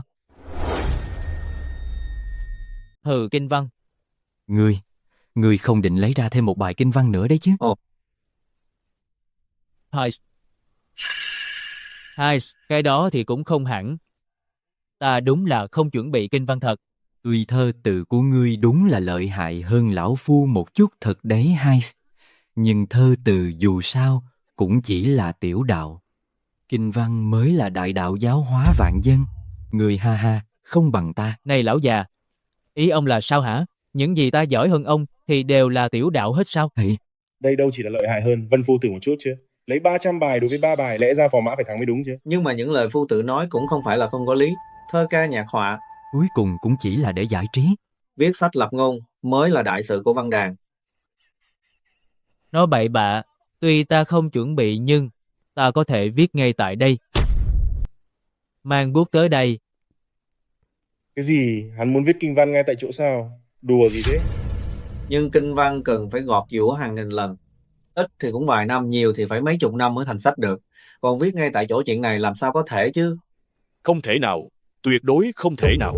Chúng ta viết một bài sách lược cũng phải cân nhắc vài tháng. Huống chi là kinh văn. Ý của tể tướng là hắn không viết nổi đâu. Hắn tuyệt đối không thể nào viết ra được. Nhưng hắn đã đặt bút rồi. Hả?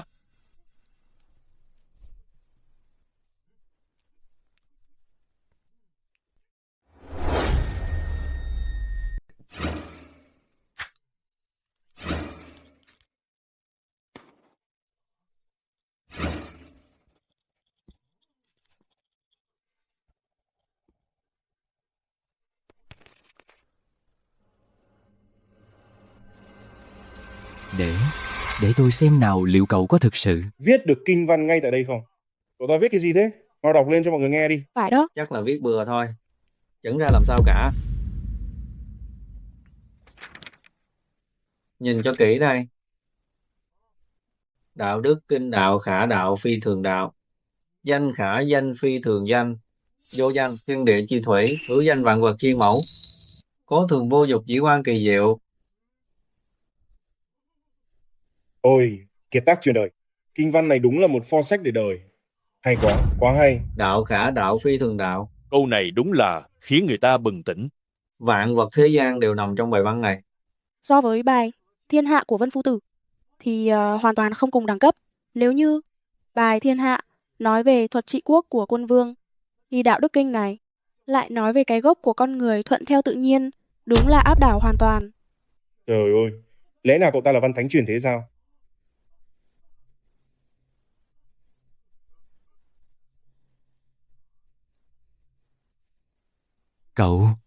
Cậu không thể nào, cậu mới chừng này tuổi sao có thể viết ra được án văn kinh điển như vậy? Hả, khó đến thế sao? Cái này chẳng phải có tay là làm được sao? Hay là để tôi dùng chân viết cho ông xem nhé? Phu tử. Phu tử.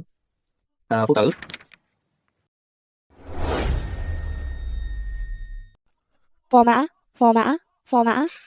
Không thể nào. Vân Phong chính là đệ nhất đại nho của lục quốc. Sao có thể thua tên nhóc này được? Điện hạ, giờ phải làm sao đây? Làm sao ư? Về nước. Xuất quân. Dám làm bổn vương mất mặt. Ta sẽ khiến đại hoa này máu chảy thành sông. Được biên quân đã sớm sẵn sàng chờ lệnh. Liên lạc với người đó bổn vương. Muốn qua đó ngay bây giờ. Đợi đến khi bổn vương bước vào đế đô một lần nữa, ta sẽ khiến tất cả mọi người ở đây phải quỳ rạp dưới chân bổn vương. Rõ.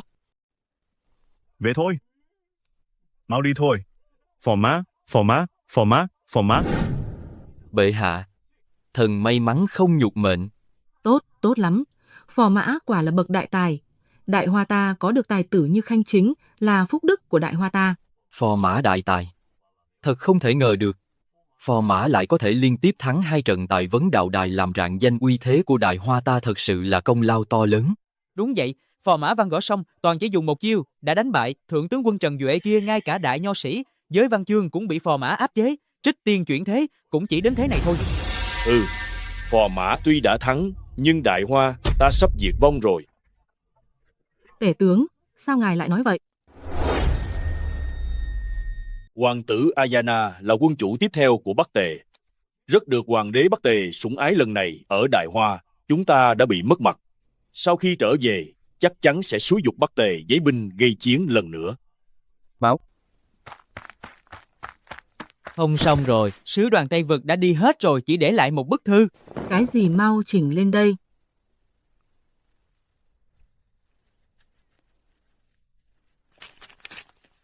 Chuyến đi Đại Hoa này, Bản vương không vui. khi gặp lại nhau lần nữa sẽ là ngày Đại Hoa diệt vong. Quân biên giới đã không còn sức để chiến đấu nữa, chuyện này phải làm sao đây? Đúng vậy, tiền bồi thường cũng đã lấy rồi, tại sao còn muốn gây chiến nữa? Phò mã thắng đậm ở vấn đạo đài thì chắc chắn sẽ dẫn đến kết quả này. Chuyện quốc gia đại sự sao có thể đơn giản như vậy? Ông đang ám chỉ ai đấy? Ý ông là tôi rõ ràng đã thắng, nhưng lại là sai sao? Nếu không phải tại cậu công chúa đã xuất giá rồi, hai nước hòa thân ít nhất là trong mấy chục năm tới, sẽ không còn lo lắng chuyện binh đao. Nhưng bây giờ Đại Hoa chắc chắn sẽ sinh linh đồ thán, máu chảy thành sông. Còn cậu chính là kẻ tội đồ gây ra tất cả chuyện này. Lần đầu tiên tôi thấy hạng người như ông đấy đem sự hèn nhát ra nói một cách đường hoàng như vậy. Hừ. Tranh cãi vô ích. Thưa bệ hạ, việc cấp bách hiện nay chỉ có thể phái sứ giả đi xin lỗi mới có thể dập tắt cơn giận của Bắc Tề. Xin lỗi sao? Lần bồi thường này đã khiến quốc khố trống rỗng, còn lấy gì ra để làm quà tạ lỗi nữa? Bệ hạ lễ vật mà thần nói không phải là tiền bạc lương thảo, mà là hắn ta. Mọi chuyện đều bắt đầu từ Phò Mã. Chỉ có cách trối Phò Mã lại mang sang Bắc Tề tạ tội mới có cơ hội xoay chuyển tình thế. Nếu không, đại quân Bắc Tề sẽ tràn xuống, phía Nam sẽ giẫm nát kinh thành này mất. Đúng vậy, đại quân Bắc Tề mà kéo đến ai mà cản nổi. Việc cấp bách lúc này vẫn là nên giải quyết cơn thịnh nộ của Bắc Tề trước đã. Theo thần thấy vẫn là nên để Phò Mã sang Bắc Tề tạ tội đi, trận chiến này không thể đánh đâu. Lũ quan chó gió chiều nào che chiều nấy này. Vừa nãy còn nói ta công lao to lớn, giờ lại bắt ta đi tạ tội. Trẫm không đồng ý. Phò Mã vừa làm rạng danh đất nước, là công thần trẫm, sao có thể để Phò Mã đi nộp mạng được? Chẳng lẽ không làm lạnh lòng bách tính Đại Hoa sao? Ôi vậy hả? Bây giờ không phải là chuyện đau lòng hay không. Đại Hoa, ta vốn dĩ đã thiếu quặng sắt, binh sĩ đến cả đao kiếm giáp trụ cũng không trang bị đủ. Nay biên giới vừa mới bại trận, lúc này mà khai chiến Đại Hoa, ta chẳng có lấy một phần thắng. Nhưng Lâm Động, ngươi thấy sao? Ta thấy sao ư? Bệ hạ, ta... Chuyện đại sự quốc gia không cần phải hỏi ý kiến Phò Mã đâu. Đúng vậy thưa bệ hạ. Chuyện liên quan đến Giang Sơn xã tắc, theo thần thấy Phò Mã cứ nên tranh thủ lúc Bắc Tề chưa xuất quân mau chóng lên đường đi. Đúng thế. Nếu đại quân Bắc Tề kéo đến nơi rồi, thì mọi chuyện đều đã muộn rồi. Theo ta thấy chẳng phải chỉ là đại quân Bắc Tề thôi sao? Đánh trả là xong chứ gì, sợ cái gì chứ? Đánh trả lại. Thằng nhãi ranh, không biết trời cao đất dày là gì. Việc quân quốc đại sự đâu phải trò đùa. Vả lại, cũng phải đánh thắng được mới nói chuyện chứ. Bắc Tề mạnh đến thế sao? Ý của ông là Đại Hoa chúng ta không đánh lại họ sao? Quân lực Bắc Tề mạnh thế nào cả thế giới đều biết. Không cần bản tướng quốc đây phải nói thêm nữa chứ. Thiết kỵ Đại Hoa ta binh khí khan hiếm, vẫn còn đang dùng binh khí bằng đồng xanh, nhưng Bắc Tề tinh binh thiết giáp lại còn có 5.000 tinh binh mặc giáp sắt. Kẻ địch dùng sắt, các người dùng đồng hèn gì mà đánh không lại. Vốn dĩ ta tưởng mua ít đao kiếm là được rồi, xem ra giờ phải dùng đến công nghệ rồi. Thực ra, muốn đánh thắng cũng không khó. Đánh thắng ư? Chuyện này sao có thể thắng được chứ? Phò Mã ngài vẫn nên đến Bắc Tề nhận tội đi. Phải đó, nếu mà thắng được, thì trận chiến biên giới 3 tháng trước đã không tàn khốc đến mức đó rồi. Bệ hạ, trận này nhất định phải đánh. Cái gọi là đánh cho một đòn mở lối, để tránh trăm đòn kéo tới. Nếu chỉ biết mù quáng cầu xin, tha thứ van nài sự khoan hồng của kẻ địch, vậy thì Đại Hoa chúng ta sẽ mãi mãi không bao giờ ngóc đầu lên nổi. Đánh cho một đòn mở lối, để tránh trăm đòn kéo tới. Tất nhiên rồi, tôn nghiêm chỉ nằm trên mũi kiếm, chân lý chỉ nằm trong tầm bắn, nắm đấm mà yếu ớt, thì dù có xin lỗi thế nào đi nữa, cũng mãi mãi là kẻ thất bại thôi. Nói thì nghe hay đấy, nhưng nếu trận này mà bại, Đại Hoa ta sẽ rơi vào cảnh lầm than, thậm chí là thảm họa diệt quốc đấy. Ngươi nói đánh không lại, đó là do ngươi nói thôi. Nếu ta nói trận này tất thắng. Thật nông nổi. Chiến tranh đâu phải trò đùa. Nếu chỉ nói mồm mà thắng được, thì thế gian này làm gì còn kẻ bại trận nữa. Ngươi có cách nào để chiến thắng không? Bệ hạ, thần có một món thần khí, chỉ cần cử động ngón tay là có thể từ cách xa ngàn dặm lấy đầu tướng giặc. Thần còn một vật nữa có thể hủy diệt thành trì từ cách xa trăm dặm, khiến triệu người phải quy phục trong chớp mắt. Chỉ cần thứ này xuất hiện trên chiến trường quân Bắc Tề cũng chỉ như lũ kiến cỏ. Cách xa ngàn dặm lấy đầu người cách xa trăm dặm, khiến vạn người quy phục. Thế gian làm sao có vật thần kỳ như vậy được? Chiến tranh hiện đại đánh nhau mà đến người còn chẳng thấy đâu, đặt vào thời cổ đại phương thức này chẳng khác gì thần thoại truyền thuyết cả. Ha ha ha ha. Đúng là chuyện nực cười nhất thiên hạ. Thế gian, nếu thật sự có thứ này thì chẳng phải đã sớm vô địch thiên hạ thống nhất 6 nước rồi sao? Bổn tướng sao chưa từng nghe nói đến vật này bao giờ? Ngươi đương nhiên không biết rồi, vì bảo bối như thế này đến từ quê hương của ta. Tất nhiên là vì Đại Hoa. Ta có thể mang chúng đến đây. Bệ hạ tên này ăn nói ngông cuồng, tuyệt đối không thể tin. Trên đời này căn bản không thể có thứ như vậy. Thật là khoác lác quá mức. Đúng vậy bệ hạ, những gì Phò Mã nói thực sự quá kinh thế hải tục, không giống như là thật. Xem ra các người đối với hạt bình thế giới chẳng biết một chút gì cả.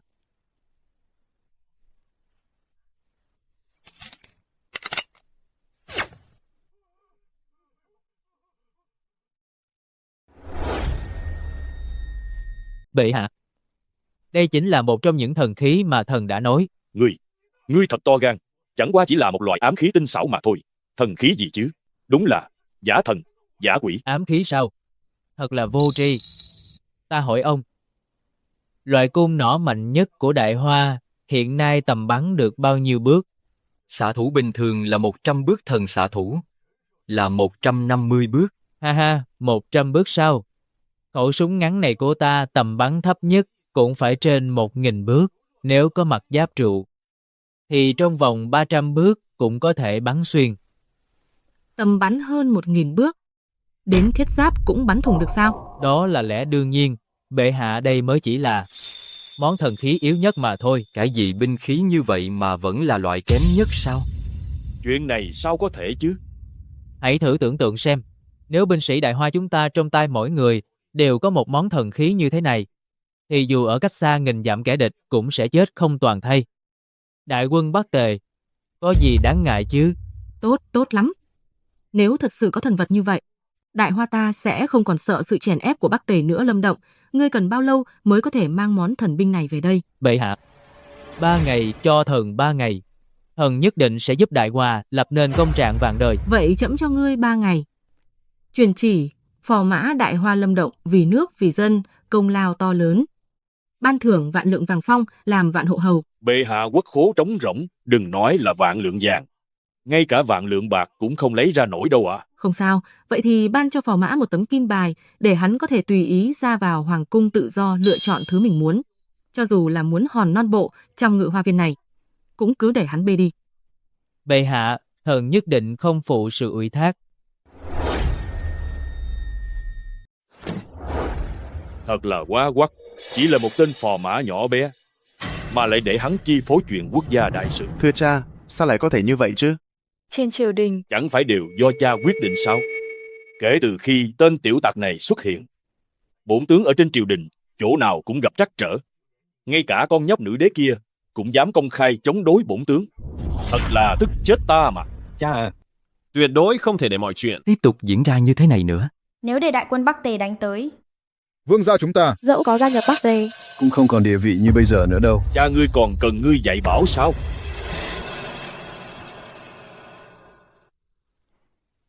Lại gần đây.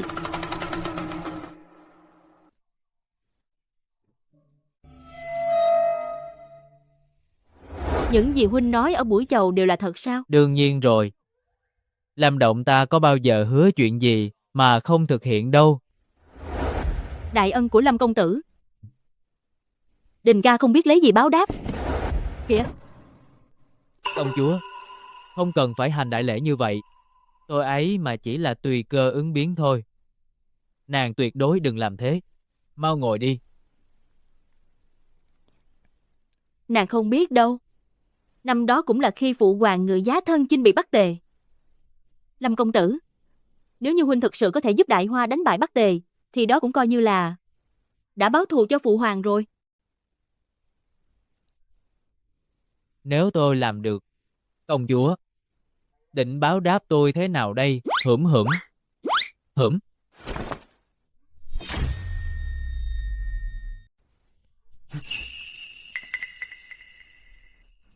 Anh định làm gì vậy? Công chúa, nói mới nhớ, tôi nhớ thân phận của mình. Hình như là phò mã nhỉ? Đó chỉ là kế tạm thời thôi, không thể coi là thật được. Ồ, kế tạm thời sao? Nhưng hiện tại, cả thiên hạ này đều nghĩ đó là thật. Công chúa, cô có nói là giả, thì ai tin chứ? Ta. Quan trọng là tôi đã coi là thật rồi. Cho dù là vậy, nhưng chúng ta còn chưa thành thân. Không được đâu. Không được cái gì mà không được? Sao lại không được chứ? Đừng mà, chỗ đó không được. Để tôi xem chút đi mà.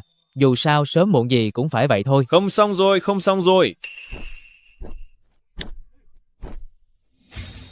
Đúng lúc quan trọng thế này, kẻ nào dám vào lúc này phá hỏng chuyện tốt của ta chứ? Mau đi xem có chuyện gì đi. Vào đi. Không xong rồi công chúa, phò mã. Các học sĩ của quốc tử giám đột nhiên bao vây phủ công chúa, nói là muốn giết phò mã để tế cờ. Quốc tử giám? Quốc tử giám? Đó chẳng phải là nơi đọc sách sao? Hóa ra một đám hủ nho lại chạy đến phủ. Công chúa chỉ để giết ta. Cấm quân đâu rồi? Đây là phủ công chúa, mà lại để ngần ấy người bao vây ở cửa thế kia sao? Không hiểu sao đám cấm quân bỗng nhiên biến mất hết rồi. Rõ ràng lúc trước vẫn còn đang canh gác. Có thể điều động được cấm quân, lại là tên tể tướng đó, chắc chắn là lão ta giở trò rồi. Chàng không được đi. Bây giờ cấm quân không có ở đây nguy hiểm lắm.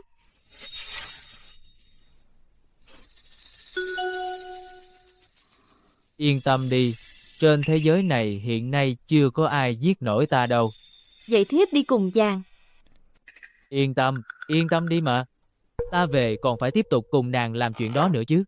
Giờ là lúc nào rồi mà chàng còn nghĩ đến mấy chuyện này? Vậy ta đi đây. Hôn ta một cái đi. Phải bình an trở về đấy. Bãi bỏ phò mã lấy cái chết tạ tội. Bãi bỏ phò mã, lấy cái chết tạ tội. Bãi bỏ phò mã. Cùng nghênh phò mã đại nhân giá lâm. Hắn chính là phò mã sao? Bãi bỏ phò mã lấy cái chết tạ tội. Thôi được rồi, đừng có hét nữa. Ban ngày ban mặt mà ồn ào cái gì thế? Hàng xóm láng giềng còn phải đi làm nữa đấy. Nếu tôi là anh, tôi đã sớm tự sát tạ tội rồi. Sao anh vẫn còn mặt mũi mà sống thế hả? Đúng vậy đó. Ta tự sát tạ tội sao? Ha ha ha. Ta đang sống sờ sờ ra đây. Mắc mớ gì ta phải tự sát chứ? Còn các người là lũ chó dại từ đâu chui ra mà lại ở đây cắn người lung tung thế hả? Ngươi dám chửi chúng ta là lũ chó hoang sao? Hỗn xược. Chúng ta đều là tú tài của quốc tử giám đấy. Ngươi mà cũng dám nhục mạ chúng ta à? Chỉ là dăm ba tên tú tài quèn mà dám đến phủ công chúa gây chuyện. Gan các ngươi đúng là to bằng trời rồi đấy. Những việc ngươi đã làm đã đồn khắp cả nước Đại Hoa này rồi. Muốn làm phò mã ư? Ta không đồng ý. Tất cả thế tử của Đại Hoa đều sẽ không đồng ý đâu. Đúng thế, không đồng ý. Còn ngươi là cái thá gì? Đến Vương công tử mà cũng không biết sao? Ngày ấy chính là con trai của đương kim tể tướng Vương Đằng. Vương công tử thất kính, thật là thất kính. Hóa ra là con trai của lão già vô dụng kia. Ngươi chán sống rồi sao? Ngươi dám chửi cha ta à? Ta chửi cha ngươi thì đã sao? Lúc nước thù địch dám ngồi lên đầu lên cổ nước Đại Hoa, chúng ta cha ngươi lúc đó đang làm gì? Cha ngươi chỉ biết tìm cách dâng công chúa đi cầu hòa. Lúc nước thù địch lập ra, vấn đạo đài cha ngươi lại đang làm gì? Cha ngươi chỉ biết rụt đầu làm rùa rụt cổ thôi. Thế không phải vô dụng thì là gì? Ngươi thì biết cái quái gì? Một khi sứ đoàn thất vọng trở về Bắc Tề, chắc chắn sẽ xu quân xâm lược. Còn cha ta vì sự bình yên của quốc gia đã phải nỗ lực biết bao nhiêu, còn ngươi đã phá hỏng tất cả. Lão ta nỗ lực cái gì chứ? Nỗ lực làm gió liếm cho người ta à? Đáng lẽ sứ đoàn đã định rời đi trong êm đẹp, nhưng chỉ vì sự ích kỷ của bản thân ngươi mà giờ đây biết bao nam nhi của Đại Hoa sẽ phải phơi thây nơi biên ải. Lúc Bắc Tề đòi hỏi tiền bạc của nước Đại Hoa, các ngươi đã làm gì? Chính ta là người đã đứng ra trả sạch khoản tiền bồi thường đó. Lúc Bắc Tề lập ra vấn đạo đài, cũng chính ta đã đứng ra đánh bại Bán Thánh Vân Phong và Thượng tướng quân Trần Nhuệ. Vậy mà giờ lỗ vô dụng chưa từng làm được tích sự gì, như các ngươi lại dám ở đây nghi ngờ ta sao? Dựa vào cái gì chứ? Chỉ dựa vào Việc các người đọc nhiều hơn người khác vài cuốn sách thôi sao? Để nói cho lão tử nghe xem. Các người đã làm được gì cho đất nước này rồi nào? Nói đi. Hắn không nói. Ngươi nói đi. Nói đi chứ, các người. Ta hỏi ngươi, Vương cái gì? Đằng kia ngươi đã làm được gì cho đất nước này? Ta gác mấy chuyện này sang một bên, giờ chiến tranh lại nổ ra chẳng phải là tại ngươi sao? Gác lại cái gì? Dựa vào cái gì mà gác lại? Sao ngươi không gác lại việc mình là con người mà cứ nhất quyết đòi làm chó thế? Cha ta là tể tướng đấy. Ngươi dám? Cha ngươi là lão phế vật, còn ngươi là tiểu phế vật. Ngươi... Đúng là bọn thư sinh vô dụng. Cái gì ngươi? Ngươi, đợi ta mang mấy cuốn sách giáo khoa cấp 3 từ thế kỷ 21 về à không? Sách tiểu học mới đúng để cho các người học lại từ đầu. Tên này thật là quá đáng. Ngươi không được đi. Ngươi là cái thá gì mà đòi bắt chuyện với ta? Đến khi nào ngươi có thể mang ra được 10 xe lưu ly đánh bại Bán Thánh Vân Phong và cả Thượng tướng quân Trần Duệ thì hãy đến nhận ta làm cha. Ta phải giết ngươi, giết chết ngươi. Giết ta? Ngươi giỏi hơn Trần Duệ chắc nào? Ta đứng ngay đây này, xem ai dám động vào ta. Mày dám đánh tao à? Vương công tử đừng mà. Hắn chính là người trên võ đài đã đánh bại Thượng tướng quân Trần Duệ chỉ bằng một chiêu. Đó Vương công tử ơi. Đúng vậy công tử, đừng có nóng nảy. Đừng có nóng nảy. Cứ đợi đấy mà xem, cha ta sẽ không tha cho ngươi đâu. Đi.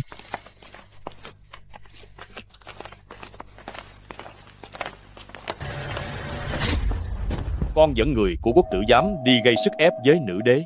Vậy mà con lại thất bại thảm hại, rồi lết thết quay về thế này à? Con định để cái bản mặt này của bổn tướng biết giấu vào đâu hả? Cha, con nói không lại hắn ta. Ta biết ngay là không trông mong gì được vào con mà. Cha, vậy giờ phải làm sao đây? Còn làm sao được nữa? Lâm Đồng hôm nay sẽ rời đi. Đi một mạch 3 ngày. Đợi hắn đi rồi, mọi chuyện sẽ dễ giải quyết thôi. Ồ, con hiểu rồi. Hiểu cái con khỉ. Đi đi, cho người đến phủ. Công chúa canh chừng. Lâm Đồng vừa đi là lập tức tiến cung ngay. Vâng. Chàng nhất định phải chú ý an toàn. Nhất định phải quay về đấy. Yên tâm đi, trong vòng 3 ngày ta sẽ bình an vô sự trở về thôi. Bảo vật trong hoàng cung này nhiều thật đấy. Chỗ này đáng giá bao nhiêu tiền nhỉ? Vậy chàng nhất định phải quay về nhé. Thiếp ở nhà đợi chàng. Dĩ nhiên rồi, làm sao ta nỡ rời xa công chúa được chứ, đúng không? Yên tâm đi, chờ lần này ta trở về, Đại Hoa nhất định sẽ đứng trên đỉnh thế giới. Đi đây.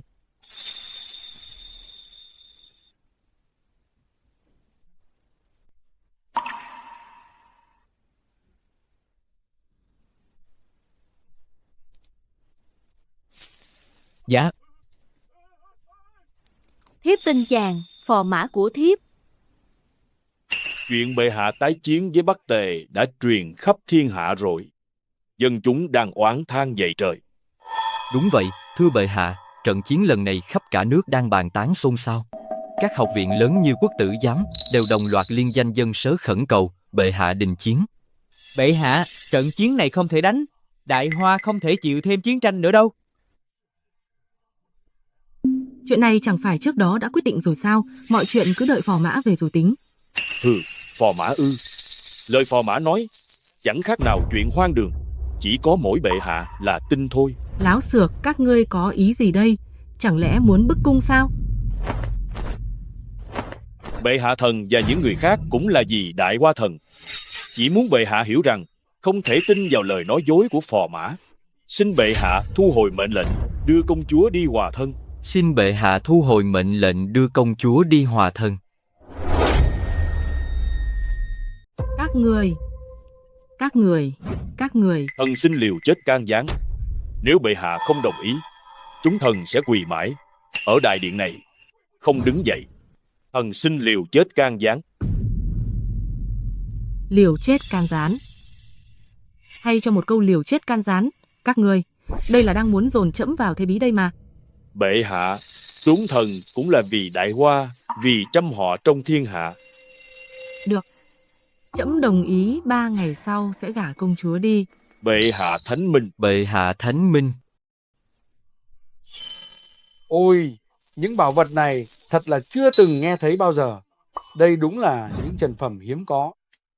Còn có cả linh chi và nhân sâm này nữa, đều là dược liệu có tuổi đời trên ngàn năm cả đấy. Đắt lắm sao? Tất nhiên rồi, dược liệu 50 năm đã là chân bảo hiếm có rồi. Còn về loại ngàn năm này chỉ mới thấy trong cổ tịch, chứ chưa bao giờ được tận mắt nhìn thấy. Được rồi, vậy thì những thứ này đều giao cho ông cả đấy. Chỗ tôi vẫn còn một xe nữa. Cái gì? Một xe? Loại bảo vật này mà cậu lại có cả một xe sao? Nhà vợ tôi cũng có chút của cải, nên tôi tùy tiện chọn lấy một xe để đổi ít tiền tiêu vặt. Tùy tiện lấy một xe? Chẳng lẽ đều là phẩm chất như thế này sao? Cũng không hẳn, có một số thứ thậm chí còn tốt hơn chỗ này nhiều. Tốt quá rồi. Cậu mau dẫn tôi đi xem đi. Đi thôi. Được. Lão già này hôm nay đúng là được mở mang tầm mắt rồi. Những bảo vật này của Lâm Tiên Sinh mà đem ra ngoài thì giới đồ cổ, châu báu hàng, xa xỉ và cả dược liệu trên thế giới, những người trong ngành đều sẽ phát cuồng vì chúng mất. Tôi chỉ tùy tiện lấy vài món đồ trong hoàng cung thôi mà đã làm chấn động cả thế giới rồi. Nếu mà bê sạch cả hoàng cung về, chẳng phải sẽ dọa chết người ta sao? Chỉ là may mắn thôi, tìm được một người vợ tốt. Sao có thể chỉ là may mắn được chứ, Lâm tiên sinh đang đùa tôi sao? Nhưng đống đồ lần này ông có đủ sức ôm hết không? Tủ bảo cát của tôi tuy quy mô không nhỏ, nhưng so với lô bảo vật này của tiên sinh thì vẫn chỉ là muối bỏ bể thôi. Vậy phải làm sao đây? Lão già này tuy bất tài, dù đã nghỉ hưu vài năm, nhưng trong giới kinh doanh vẫn có chút quan hệ. Nếu tiên sinh muốn nhanh chóng bán lô bảo vật này đi chi bằng, trước tiên hãy triệu tập tất cả các ông trùm kinh doanh của Long Quốc tụ họp tại Kinh Đô. Đến lúc đó sẽ tổ chức một buổi đấu giá hoành tráng chưa từng có. Buổi đấu giá sao? Ý này hay đấy, nhưng mà chỉ có một ngày liệu có kịp không? Một ngày. Nếu đợi thêm một tuần nữa, để có thêm nhiều người đến, có lẽ sẽ bán được giá cao hơn. Không sao, tôi không thiếu chút tiền đó. Chút đó đó là khoản chênh lệch hàng tỷ tệ đấy. Rốt cuộc là thiếu gia của gia tộc Ẩn thế nào vậy chứ? Với những bảo vật này của Lâm tiên sinh được tham gia buổi đấu giá hoành tráng này là vinh hạnh của tôi lão già này, nhất định sẽ dốc hết sức mình.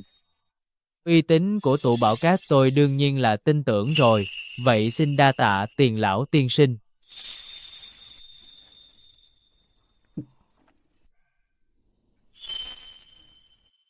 Lão già này đã có thể tưởng tượng ra buổi đấu giá ngày mai sẽ là một khung cảnh hoành tráng, chấn động lòng người thế nào rồi.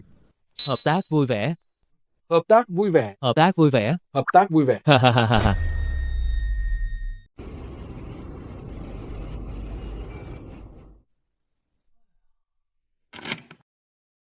Đây chắc là nơi tiền đại phú nói rồi. Anh là ai? Mau đi đi. Tôi biết rồi. Còn tôi đến để tham gia buổi đấu giá. Gửi cái thứ này mà đến tham gia đấu giá sao? Mau cút đi cho khuất mắt. Khách sạn của tôi chỉ cách đây vài trăm mét. Đi cái này rất tiện. Chìa khóa xe giao cho anh đấy. Ồ, ái chà, tiện thật đấy nhỉ. Hay là không có tiền mua xe vậy? Tiểu Long, ai đây? Cậu ạ, đây chính là tên khốn đã lừa tiền đại phú mà cháu kể với cậu đấy. Hóa ra là cái thằng tên con nhà mày lừa tiền đại phú lại còn đâm chọc sau lưng làm sập chi nhánh của tao. À, vị tiên sinh này ngại quá đi mất. Tôi mắt kém, không biết ông là cái thái gì. Người trẻ tuổi, cậu ngông cuồng lắm đấy. Không ngông cuồng thì sao gọi là người trẻ tuổi? Mau cút đi, đừng có cản trở khách quý của chúng tôi vào trong. Ơ kìa, đợi đã. Dựa vào cái gì bọn họ vào được mà tôi lại không được vào? Này anh kia, mau quét cái đống rác rưởi này đi. Đừng để hắn làm mất thời gian ở đây. Anh nói ai đấy? Đừng có làm phiền khách quý của chúng tôi vào trong. Để tôi gọi điện thoại. Tiền đại phú cái hội trường này của ông đúng là khó vào vải chưởng, xuất hiện trước mặt tôi trong vòng 1 phút. Quầy. Ái chà, lại còn bày đặt làm màu ở đây nữa. Nghe cái giọng này của cậu ai không biết, lại còn tưởng tiền đại tiên sinh là cấp dưới của cậu đấy, xì ha ha ha ha. Cái loại tiểu nhân như hắn ta chỉ biết dùng cái cách tự chuốc lấy nhục nhã này để tìm chút cảm giác tồn tại thôi. Đúng thế, cậu tưởng mình là ai chứ, mà dám gọi thẳng tên của giám đốc tiền bày đặt làm màu cái gì không biết. Thôi được rồi, đi thôi, đừng phí thời gian với cái hạng rác rưởi này nữa. Vâng, thưa cậu. Lâm tiên sinh.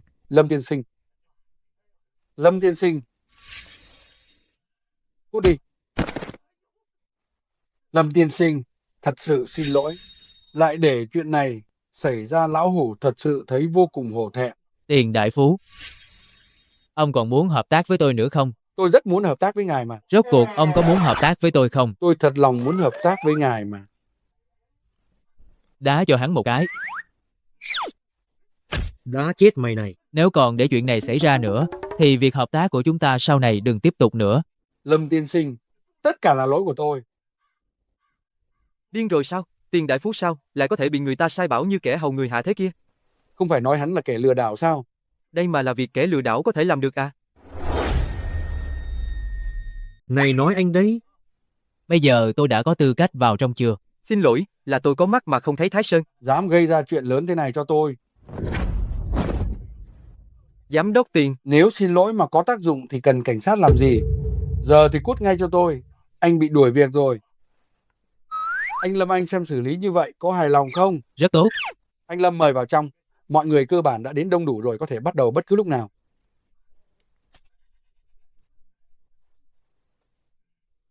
Cậu à, sao hắn lại? Không sao, thằng nhóc này hiện giờ đang có tiền đại phú chống lưng. Lúc này vẫn chưa phải lúc trở mặt với hắn.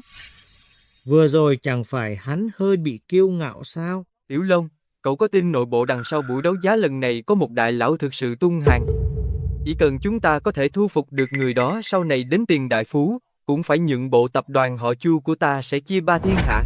Được, vậy lo buổi đấu giá trước. Đấu giá kết thúc rồi mới xử lý tên tạp chủng này. Đi thôi. Vào thôi. Họ Chu có trỗi dậy được hay không là nhờ hôm nay. Tài liệu đặt trên bàn của quý vị chính là danh sách vật phẩm cụ thể của buổi đấu giá lần này. Mọi người có thể xem qua trước.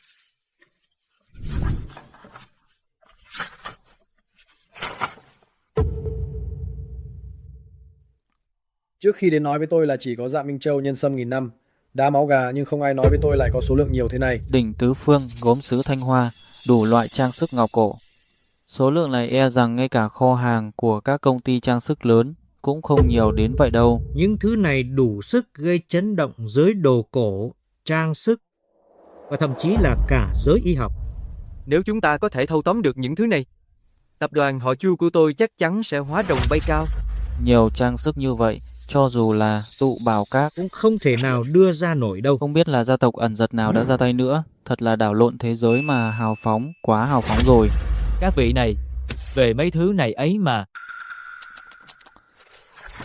Có gì đáng xem đâu, mau đấu giá đi, tôi đang vội.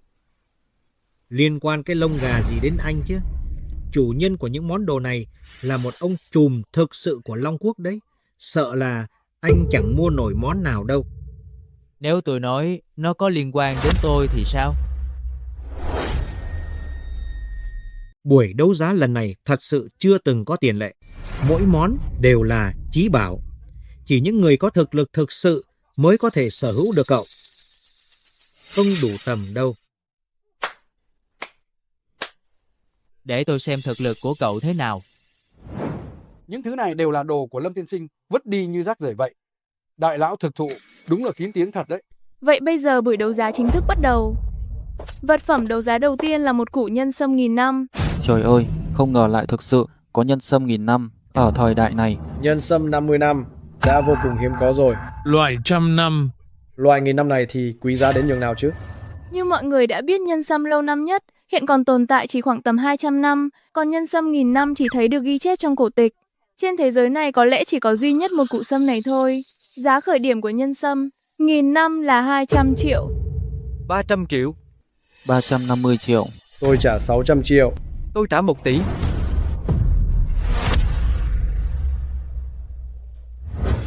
Một tỷ lần thứ nhất, 1 tỷ lần thứ hai.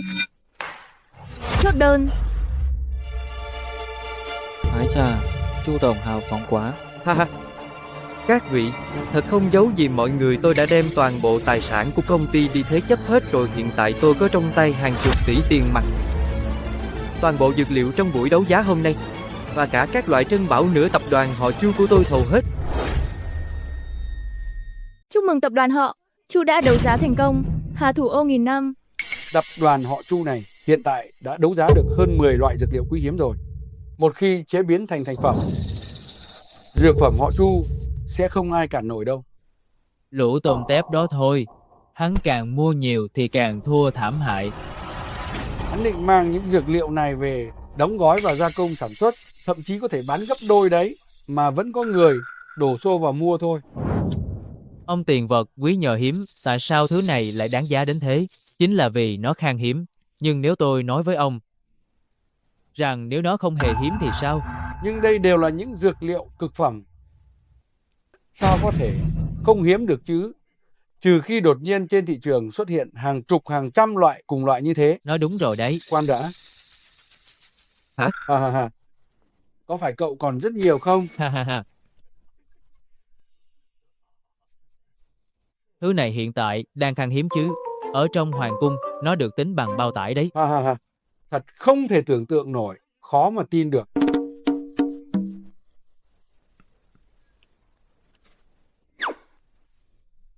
300 triệu. 500 triệu. 270 triệu. 960 triệu. 890 triệu. Buổi đấu giá lần này đã kết thúc tốt đẹp. Phát tài rồi. Sau buổi đấu giá này, tập đoàn họ Chu chắc chắn sẽ trở thành tập đoàn dược phẩm số 1 Long Quốc. Cũng phải cảm ơn các vị đã nể mặt họ. Chu tôi không tranh giành với tôi. Ôi dào, ai mà tranh nổi với Chu Tổng chứ? Chu Tổng vừa ra tay một cái, ít nhất cũng 450 tỷ. Giá trị thị trường này ít nhất cũng bằng cả sản nghiệp tập đoàn họ Chu. Rồi Chu Tổng quả là bản lĩnh. Các vị cứ yên tâm, tập đoàn họ Chu, trỗi dậy họ Chu, tôi sẽ không quên các vị đâu. Vậy họ, Lưu tôi xin chúc mừng trước tập đoàn họ Chu trở thành tập đoàn dược phẩm số 1 Long Quốc nhé. Ha ha ha. Sao thế? Tiền còn chưa kiếm được mà các người đã bắt đầu ăn mừng rồi à? Nhóc con, ta nhìn ngươi lâu lắm rồi đấy. Chu Văn, ta tung hoành thương giới bao nhiêu năm nay, chẳng lẽ lại thua dưới tay một tên nhóc vắt mũi chưa sạch như ngươi sao? Lúc nãy ở cửa sau không dám mở miệng, giờ lại bắt đầu mạnh miệng rồi à? Trước đó là có tiền lão bảo vệ ngươi. Giờ chúng ta đã đấu giá được bao nhiêu dược liệu cực phẩm thế này, sắp trở thành doanh nghiệp dược số 1 Long Quốc rồi. Cho dù là tập đoàn họ, tiền cũng không bảo vệ nổi ngươi đâu. Ai bảo với các người là lão phu bảo vệ Lâm tiên sinh? Lão phu không xứng đâu. Không phải các người đều tò mò. Ai là người đã ra tay hào phóng, đưa ra nhiều chân bảo như vậy sao? Là ai? Buổi đấu giá này, tất cả vật phẩm đều đến từ Lâm tiên sinh.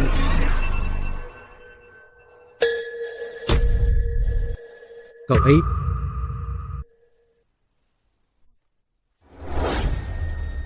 ha ha ha, là cậu ta sao? Sao có thể chứ, doanh thu của buổi đấu giá này hàng trăm tỷ lận đó. Sao có thể là cậu ta được? Tại sao không thể là Lâm tiên sinh chứ?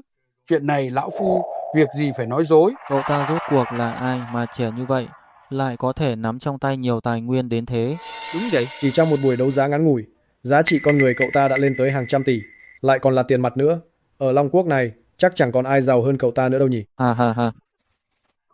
Nói thật lòng nhé, nhìn ông cầm đồ của tôi mà lấy làm tự hào, lại còn đứng trước mặt tôi làm màu, tôi chỉ muốn cười thôi. Cậu là của cậu thì đã sao? Giờ chẳng phải đều thuộc về tôi rồi sao? Chu Văn tôi tung hoành thương giới bao nhiêu năm nay, chẳng lẽ lại thua dưới tay một thằng nhóc vắt mũi chưa sạch như cậu sao? Đúng vậy.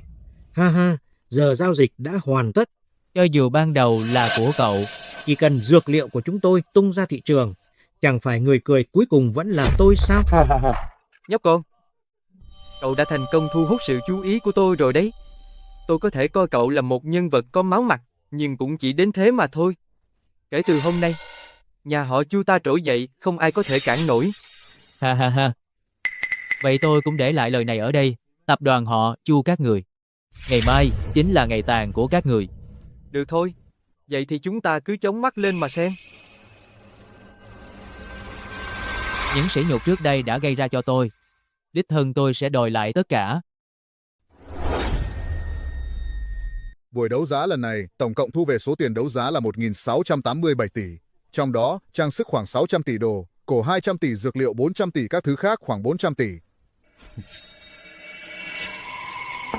Tập đoàn họ Chu hiện giờ chắc đang ăn mừng linh đình rồi nhỉ? Đúng vậy, lần này Chu Văn đã dồn hết vốn liếng muốn nhân cơ hội này để tăng gấp đôi tài sản. Nhưng không ngờ rằng, đối với Lâm tiên sinh, thì đây chỉ là một trò cười mà thôi. Tiền lão, tôi vẫn cần ông giúp tôi liên hệ với tất cả các doanh nghiệp dược phẩm có tiếng ở Long Quốc. Hôm nay, tôi sẽ khiến tập đoàn họ Chu biến mất khỏi thế giới này. Cậu à, chỉ cần lô thuốc này tung ra thị trường, người giàu trên khắp thế giới đều sẽ đổ xô vào tranh cướp. Cho dù là lũ nghèo kiết xác không có tiền, thì có tán ra bại sản chúng cũng sẽ mua cho bằng được. Chúng ta phát tài rồi. Ha ha ha, Tiểu Long, mọi chuyện đều nằm trong dự tính của ta. Cậu à, chỉ cần chúng ta vận hành khéo léo 400 tỷ này, ít nhất sẽ tăng gấp 3, thậm chí còn nhiều hơn thế.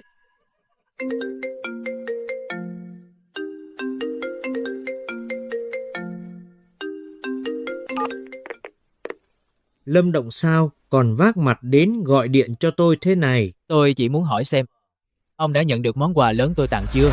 Quà lớn? Quà lớn gì chứ?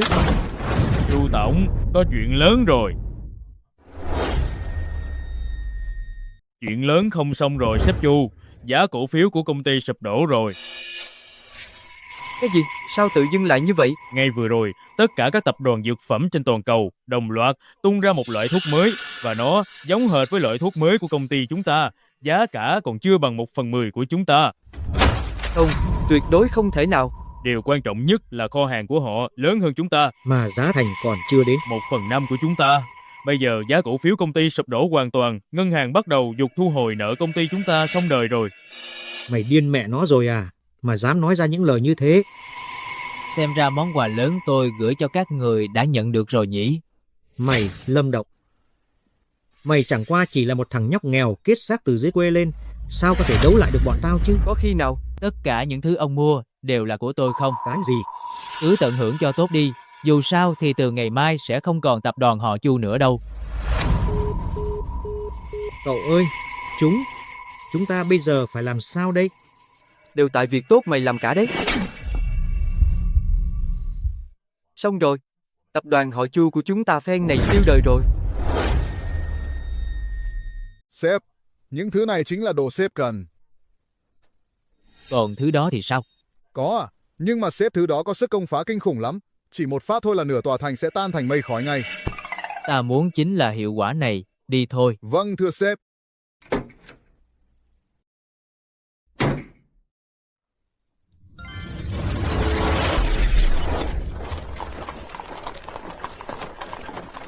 Chẳng phải nói là kết thúc rồi sao? Em không đi đâu. Trẫm đã cố hết sức rồi. Cả triều văn võ đều đang ép chúng ta. Trẫm cũng không đủ sức để bảo vệ muội. Chị là hoàng đế, mà sao có thể không có cách nào chứ? Hoàng đế thì có ích gì? Trên triều đình này, trẫm liệu có được bao nhiêu quyền quyết định chứ? Chị không thể đợi anh ấy thêm chút nữa sao? Anh ấy nhất định có thể giải quyết được cuộc khủng hoảng Bắc Tề. Anh ta không về được nữa đâu. Dẫu trẫm có tin tưởng anh ta đến mấy, nhưng như lời anh ta nói, chỉ trong nháy mắt có thể hủy diệt trăm dặm. Chuyện này chỉ có thần tiên trong truyền thuyết mới làm được thôi. Anh ta chỉ là một người phàm, sao có thể chứ? Nhưng em tin Đinh ca đây có lẽ chính là mệnh của chúng ta. Sinh ra trong hoàng tộc, thân chẳng thể tự chủ. Trẫm cũng vậy thôi.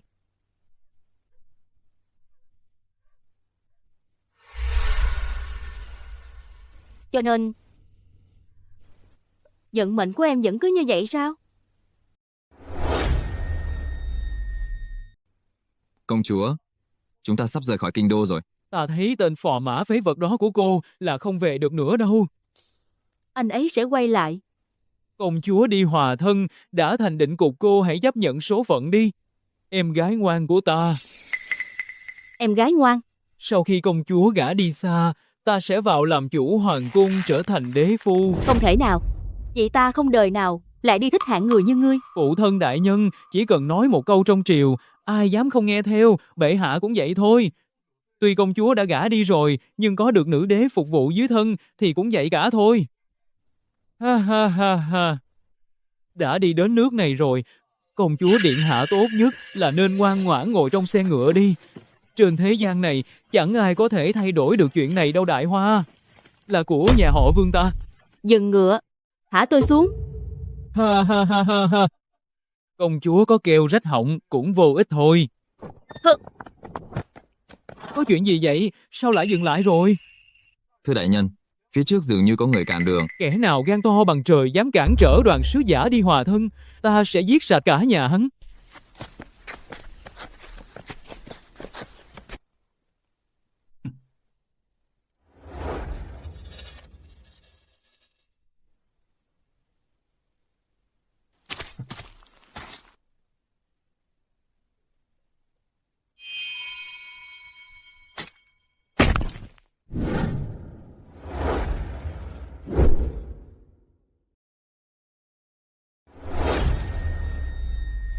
Kẻ nào mà to gan vậy? À, thì ra là ngươi còn dám vác mặt quay lại đây sao? Vương Đằng, ngươi và cha của ngươi, hai tên khốn già này, dạo này gan lớn nhỉ, dám động đến người phụ nữ của ta. Người phụ nữ của ngươi? Chẳng lẽ ngươi thật sự nghĩ rằng mình có thể trở thành phò mã của Đại Hoa sao? Xem ra trong thời gian ta vắng mặt, bọn ngươi đã làm đủ mọi chuyện xấu xa rồi. Đừng có coi mình là cái gì to tát quá. Cha ta chính là đương kim, tể tướng. Ngươi có thể gây rắc rối cho chúng ta là vì chúng ta đang nể mặt nữ đế thôi. Còn về phần ngươi... Nghe ý của ngươi, thì ta ở đây chẳng có chút thể diện nào sao?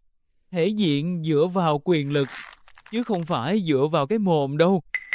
Thể diện ư? Có khi nào là nhờ vào nắm đấm không? Ta thấy ngươi vẫn chưa hiểu rõ tình hình hiện tại đâu. Ta phụng mệnh hộ tống công chúa gả sang Bắc Tề. Ở đây toàn là cấm quân của kinh thành. Ngươi nghĩ mình dựa vào ám khí đánh bại được Trần Duệ là thật sự cho rằng mình có thể đối đầu với thiên binh vạn mã sao? Ái chà, đều là quân nhân của Đại Hoa cả. Ta vốn dĩ không muốn sát sinh, nhưng nghĩ mãi mà vẫn không hiểu nổi tại sao ngươi lại muốn tìm cái chết mà còn cố tình lôi theo những tướng sĩ vô tội này nữa. Ây, Cuồng vọng. đã quay lại rồi thì để cái mạng lại đây đi. Đội hộ vệ nghe lệnh.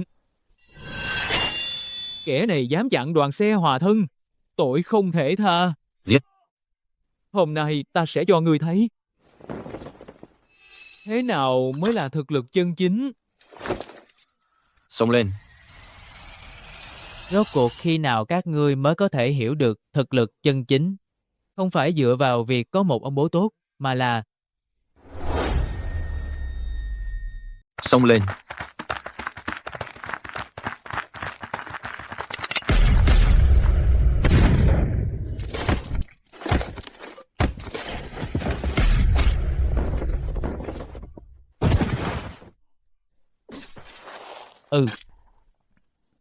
Sao có thể như vậy được? Thứ ám khí này sao lại có? Uy lực lớn đến thế này.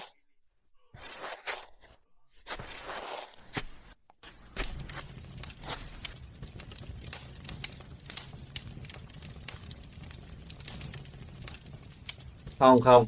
Yêu ma. So với tôi các người, đám quan lại văn võ bá quan này mới thực sự là yêu ma. Tha cho tôi đi. Tôi xin anh đấy. Cha tôi là tể tướng. Ông ấy có tiền. Tôi cho anh bạc. Tôi cho anh bạc. Bạc. Tôi cho anh 10 vạn lượng. Không. 1 triệu lượng. 5 triệu lượng. Anh tha cho tôi có được không? 5 triệu lượng. 5 triệu lượng bạc, đó là cả 1 năm tiền thuế của Đại Hoa Quốc đấy. Cái mạng của mày đáng giá 5 triệu sao? Đồ ngu. Sau khi mày và cha mày chết, số tiền này cũng là của tao thôi. Không. Đúng rồi. Bắc Tề. Tôi đang hộ tống công chúa đến Bắc Tề. Nếu công chúa mà có chuyện gì, Đại quân Bắc Tề nhất định sẽ đánh sang đây. Đến lúc đó Đại Hoa chắc chắn sẽ mất nước. Thế nên anh không thể giết tôi. Việc này không phiền ngươi phải lo đâu.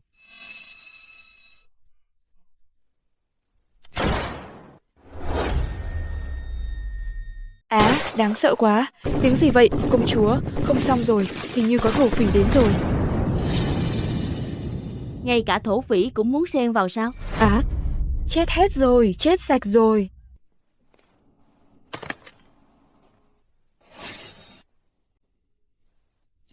Có lẽ chỉ khi em chết đi, mọi chuyện mới có thể kết thúc. Tỷ. Xin lỗi. Em thực sự không trụ vững được nữa rồi. Này, phu nhân của tôi đang ở trong xe đấy.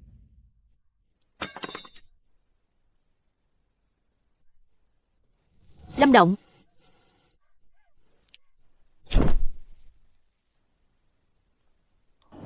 Qua đây. Tại sao không báo bình an cho tôi? Nàng có biết tôi cứ ngỡ nàng đã chết rồi không? Nàng có biết tôi lo lắng cho nàng thế nào không? Rốt cuộc anh muốn làm gì hả? Anh biết rồi. Đừng khóc nữa.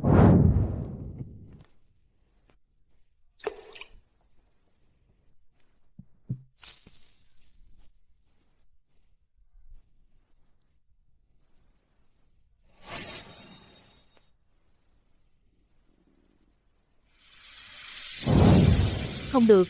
Dưới trướng Vương Đàn hiện có cấm quân, hắn sẽ quay lại giết anh đấy. Phu nhân, anh vẫn giữ câu nói đó.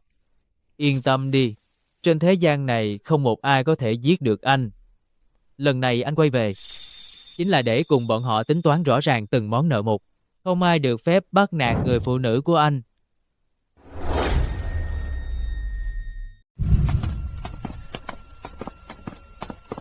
À chà, xem thế nào này. Ê, mấy ngày này đành chịu thiệt cho nàng chút tạm trú ở cái sân nhỏ này. Vậy đừng về hoàng cung vội. Không thì ta lo đám súc sinh đó lại dở mấy trò tà môn ngoại đạo làm hại nàng. Đợi ta dẹp xong đám tể tướng đã rồi, nàng hãy về. Thật ra so với việc về hoàng cung, ta muốn làm một cô gái thôn quê hơn. Như vậy cũng không cần bận tâm chuyện đại sự quốc gia gì nữa. Cũng có thể ở bên người mình thích. Ta không muốn về hoàng cung đâu.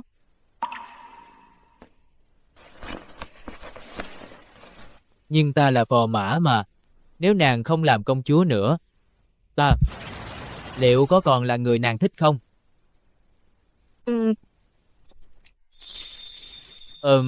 Vậy nàng có biết hai người thích nhau khi ở bên nhau thì nên làm chuyện gì không?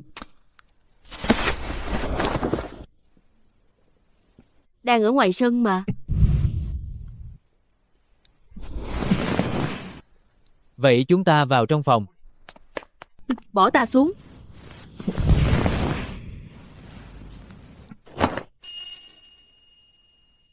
Hôm nay ta không tiện lắm. Hả?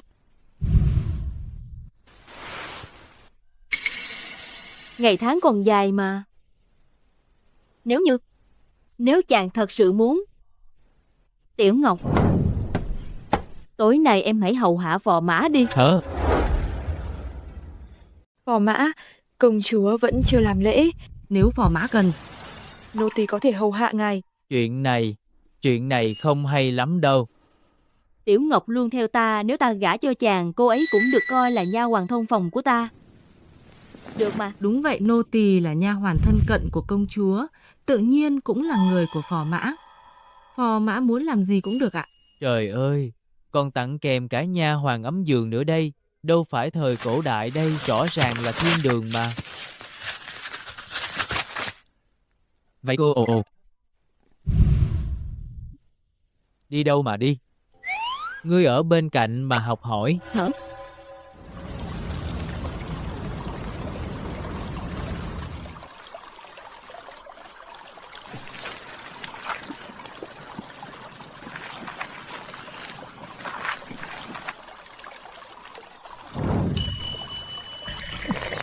Trẫm chẳng phải đã nói rồi sao? Lúc trẫm đang tắm không cho phép ai làm phiền. Ha ha ha, bệ hạ. Là thần đây.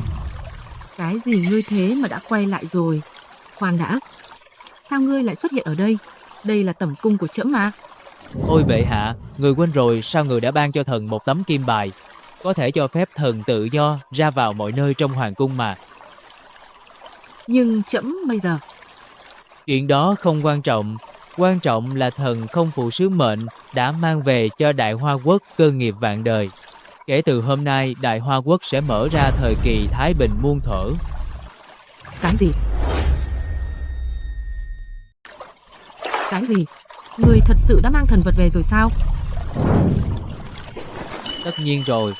Bệ hạ có thể ra ngoài đợi tôi trước được không? Làm gì vậy?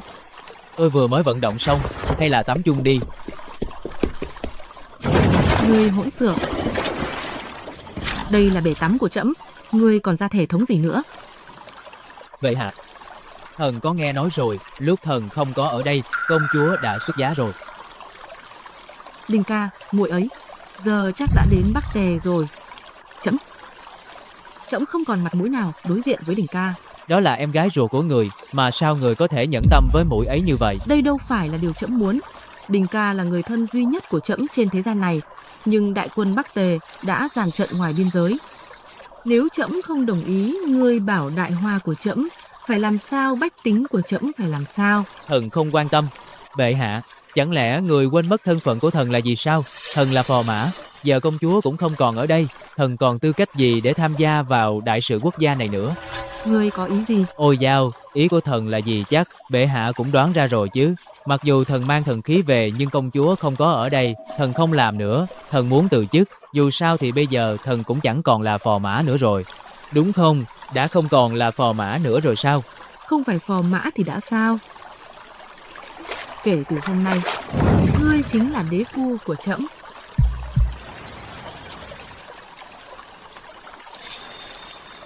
Nếu bệ hạ đã quyết định như vậy, thì thần có nói thêm gì cũng vô ích thôi. Được thôi, từ buổi thiết triều ngày mai, thần sẽ giúp bệ hạ dẹp loạn triều đình, trở thành một vị hoàng đế thực thụ. Vậy trẫm sẽ chiều theo ý ngươi.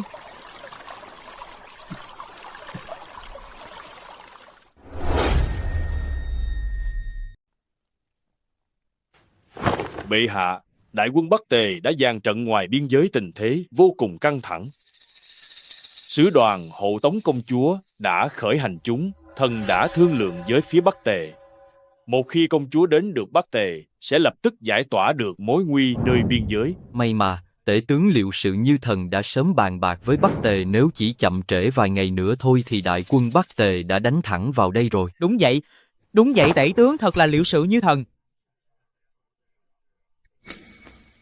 Công chúa đã hy sinh bản thân mới đổi lại được chút hòa bình ngắn ngủi này. Vậy mà các người lại chẳng thèm đả động đến một lời. Bệ hạ nói vậy là không đúng rồi. Nếu không phải trước đó công chúa quá đổi bướng bỉnh bày ra chuyện phò mã gì đó sớm đi hòa thân, thì đã chẳng lâm vào cảnh hiểm nghèo thế này. Đúng thế, còn phò mã cái nỗi gì? Khiến sứ đoàn Bắc Tề phải ra về, trong thất vọng, còn hắn ta thì lại bỏ trốn trước tiên, lại còn nói cái gì mà thần khí nữa chứ, hư. Chẳng phải phò mã đi lấy thần khí rồi sao? Kỳ hạn 3 ngày đã đến mà vẫn chẳng thấy bóng dáng đâu cả. Trước đây phò mã đã có công lao to lớn với đất nước, chẳng lẽ các người cũng coi như không biết gì sao? Nhưng hiện giờ phò mã đang ở đâu chứ? Bệ hạ thần thấy hắn sẽ không bao giờ quay lại nữa đâu. Cuối cùng chẳng phải vẫn phải dựa vào chúng thần để san sẻ nỗi lo với bệ hạ sao? Vậy nếu hắn quay về thì sao? Bệ hạ thần thấy hắn chắc chắn không thể quay về được nữa. Người cũng đừng nên mong đợi làm gì. Phò mã tới. Cái gì?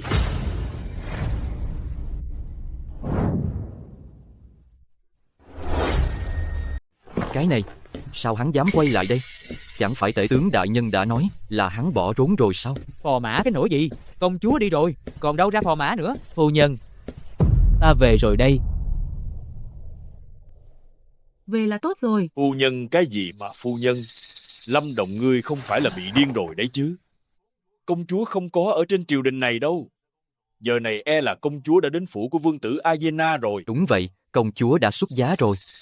Thân phận phò mã của ngươi giờ chỉ là hư danh, người còn không mau lui xuống, nơi triều đình này không phải chỗ để ngươi tới. Ai bảo với các người phu nhân mà ta nói là công chúa chứ?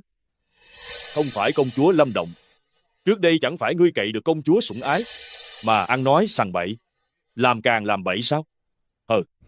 Ôi chao, trên triều đình bây giờ, ngoại trừ nữ đế ra, thì làm gì còn nữ quyến nào nữa? Đúng vậy, tên này chẳng lẽ còn tưởng mình có thể làm đế phu chắc? Ha, đúng là nực cười hết chỗ nói. Bệ hạ cao quý, biết bao sau có thể để mắt tới hạng dân đen quê mùa này. Ha. Bệ hạ, ngài không định, thật sự. Đúng vậy, trẫm đã quyết định rồi, sẽ nạp Lâm Động làm đế phu. Kể từ hôm nay, Lâm Động sẽ là chủ nhân hậu cung Đại Hoa ta, phong làm Tiêu Giao Vương. Chuyện này, ha. Bệ hạ, chuyện đại sự thế này không thể quyết định qua loa được. Sao nào, trẫm kết thân với ai còn cần các khanh phê chuẩn hay sao? Đại Hoa này rốt cuộc ta là hoàng đế hay các khanh là hoàng đế? Bệ hạ, vị trí đế phu này dưới một người trên vạn người, thân thế, học thức, danh tiếng đều phải là người được mọi người kỳ vọng mới xứng đáng chứ. Lâm Động này chẳng qua chỉ là một tên thôn phu nơi hoang dã, hắn làm sao mà xứng đáng được chứ? Đúng vậy. Dựa vào đâu chứ? Kẻ này kiêu ngạo khó lòng phục chúng. Dựa vào cái gì? Dựa vào việc từ lúc bắt đầu đến đây, ta chỉ có một mục đích duy nhất, thiết lập tâm đức cho đất trời, thiết lập mệnh sống cho muôn dân, kế thừa tuyệt học của thánh nhân xưa, mở ra thái bình cho muôn đời sau. Ta muốn Đại Hoa này, trẻ nhỏ được nuôi dưỡng, người già có nơi nương tựa, đêm không đóng cửa, đường không nhặt của rơi, không có nỗi oan khiên, không có tội danh áp đặt, Bất kể là thảo dân hay tiện dân, đều phải khiến họ mỉm cười, tràn đầy hy vọng. Hoài bão lớn lao thế này thật là chưa từng nghe thấy bao giờ. Đây chẳng phải là lời của thánh nhân sao?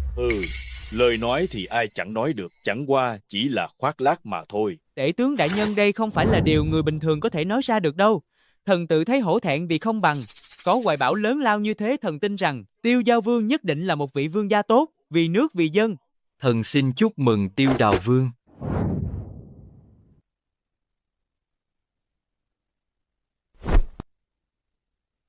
Bệ hạ, về chuyện của Tiêu Giao Vương thần không đồng ý. Lâm Động, hắn ta trước tiên trở thành phò mã, rồi giờ lại là Tiêu Giao Vương. Đây là làm loạn triều cương. Nếu người trong thiên hạ mà biết được, thì sẽ nhìn nhận Đại Hoa ta thế nào đây? Đúng vậy, đúng vậy. Việc này không ổn, chúng thần không đồng ý. Tể tướng đại nhân à, tôi thấy nguyên nhân ông không đồng ý là vì ông cũng muốn làm Tiêu Giao Vương này đúng không?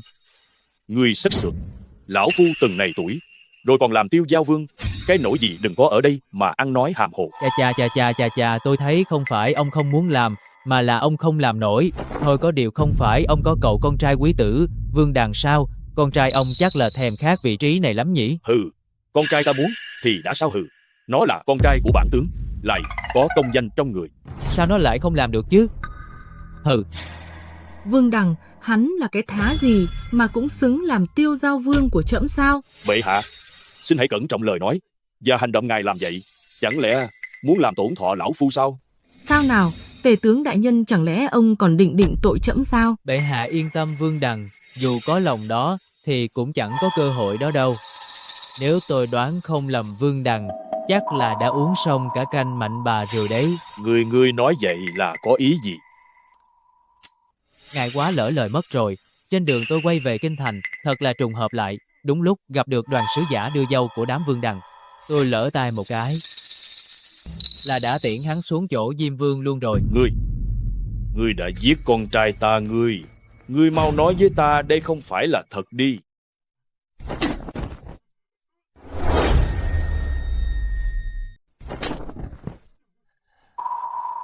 Dám đánh bản tướng. Ta còn giết cả con trai ông rồi, đánh ông thì đã sao? Tức chết ta rồi.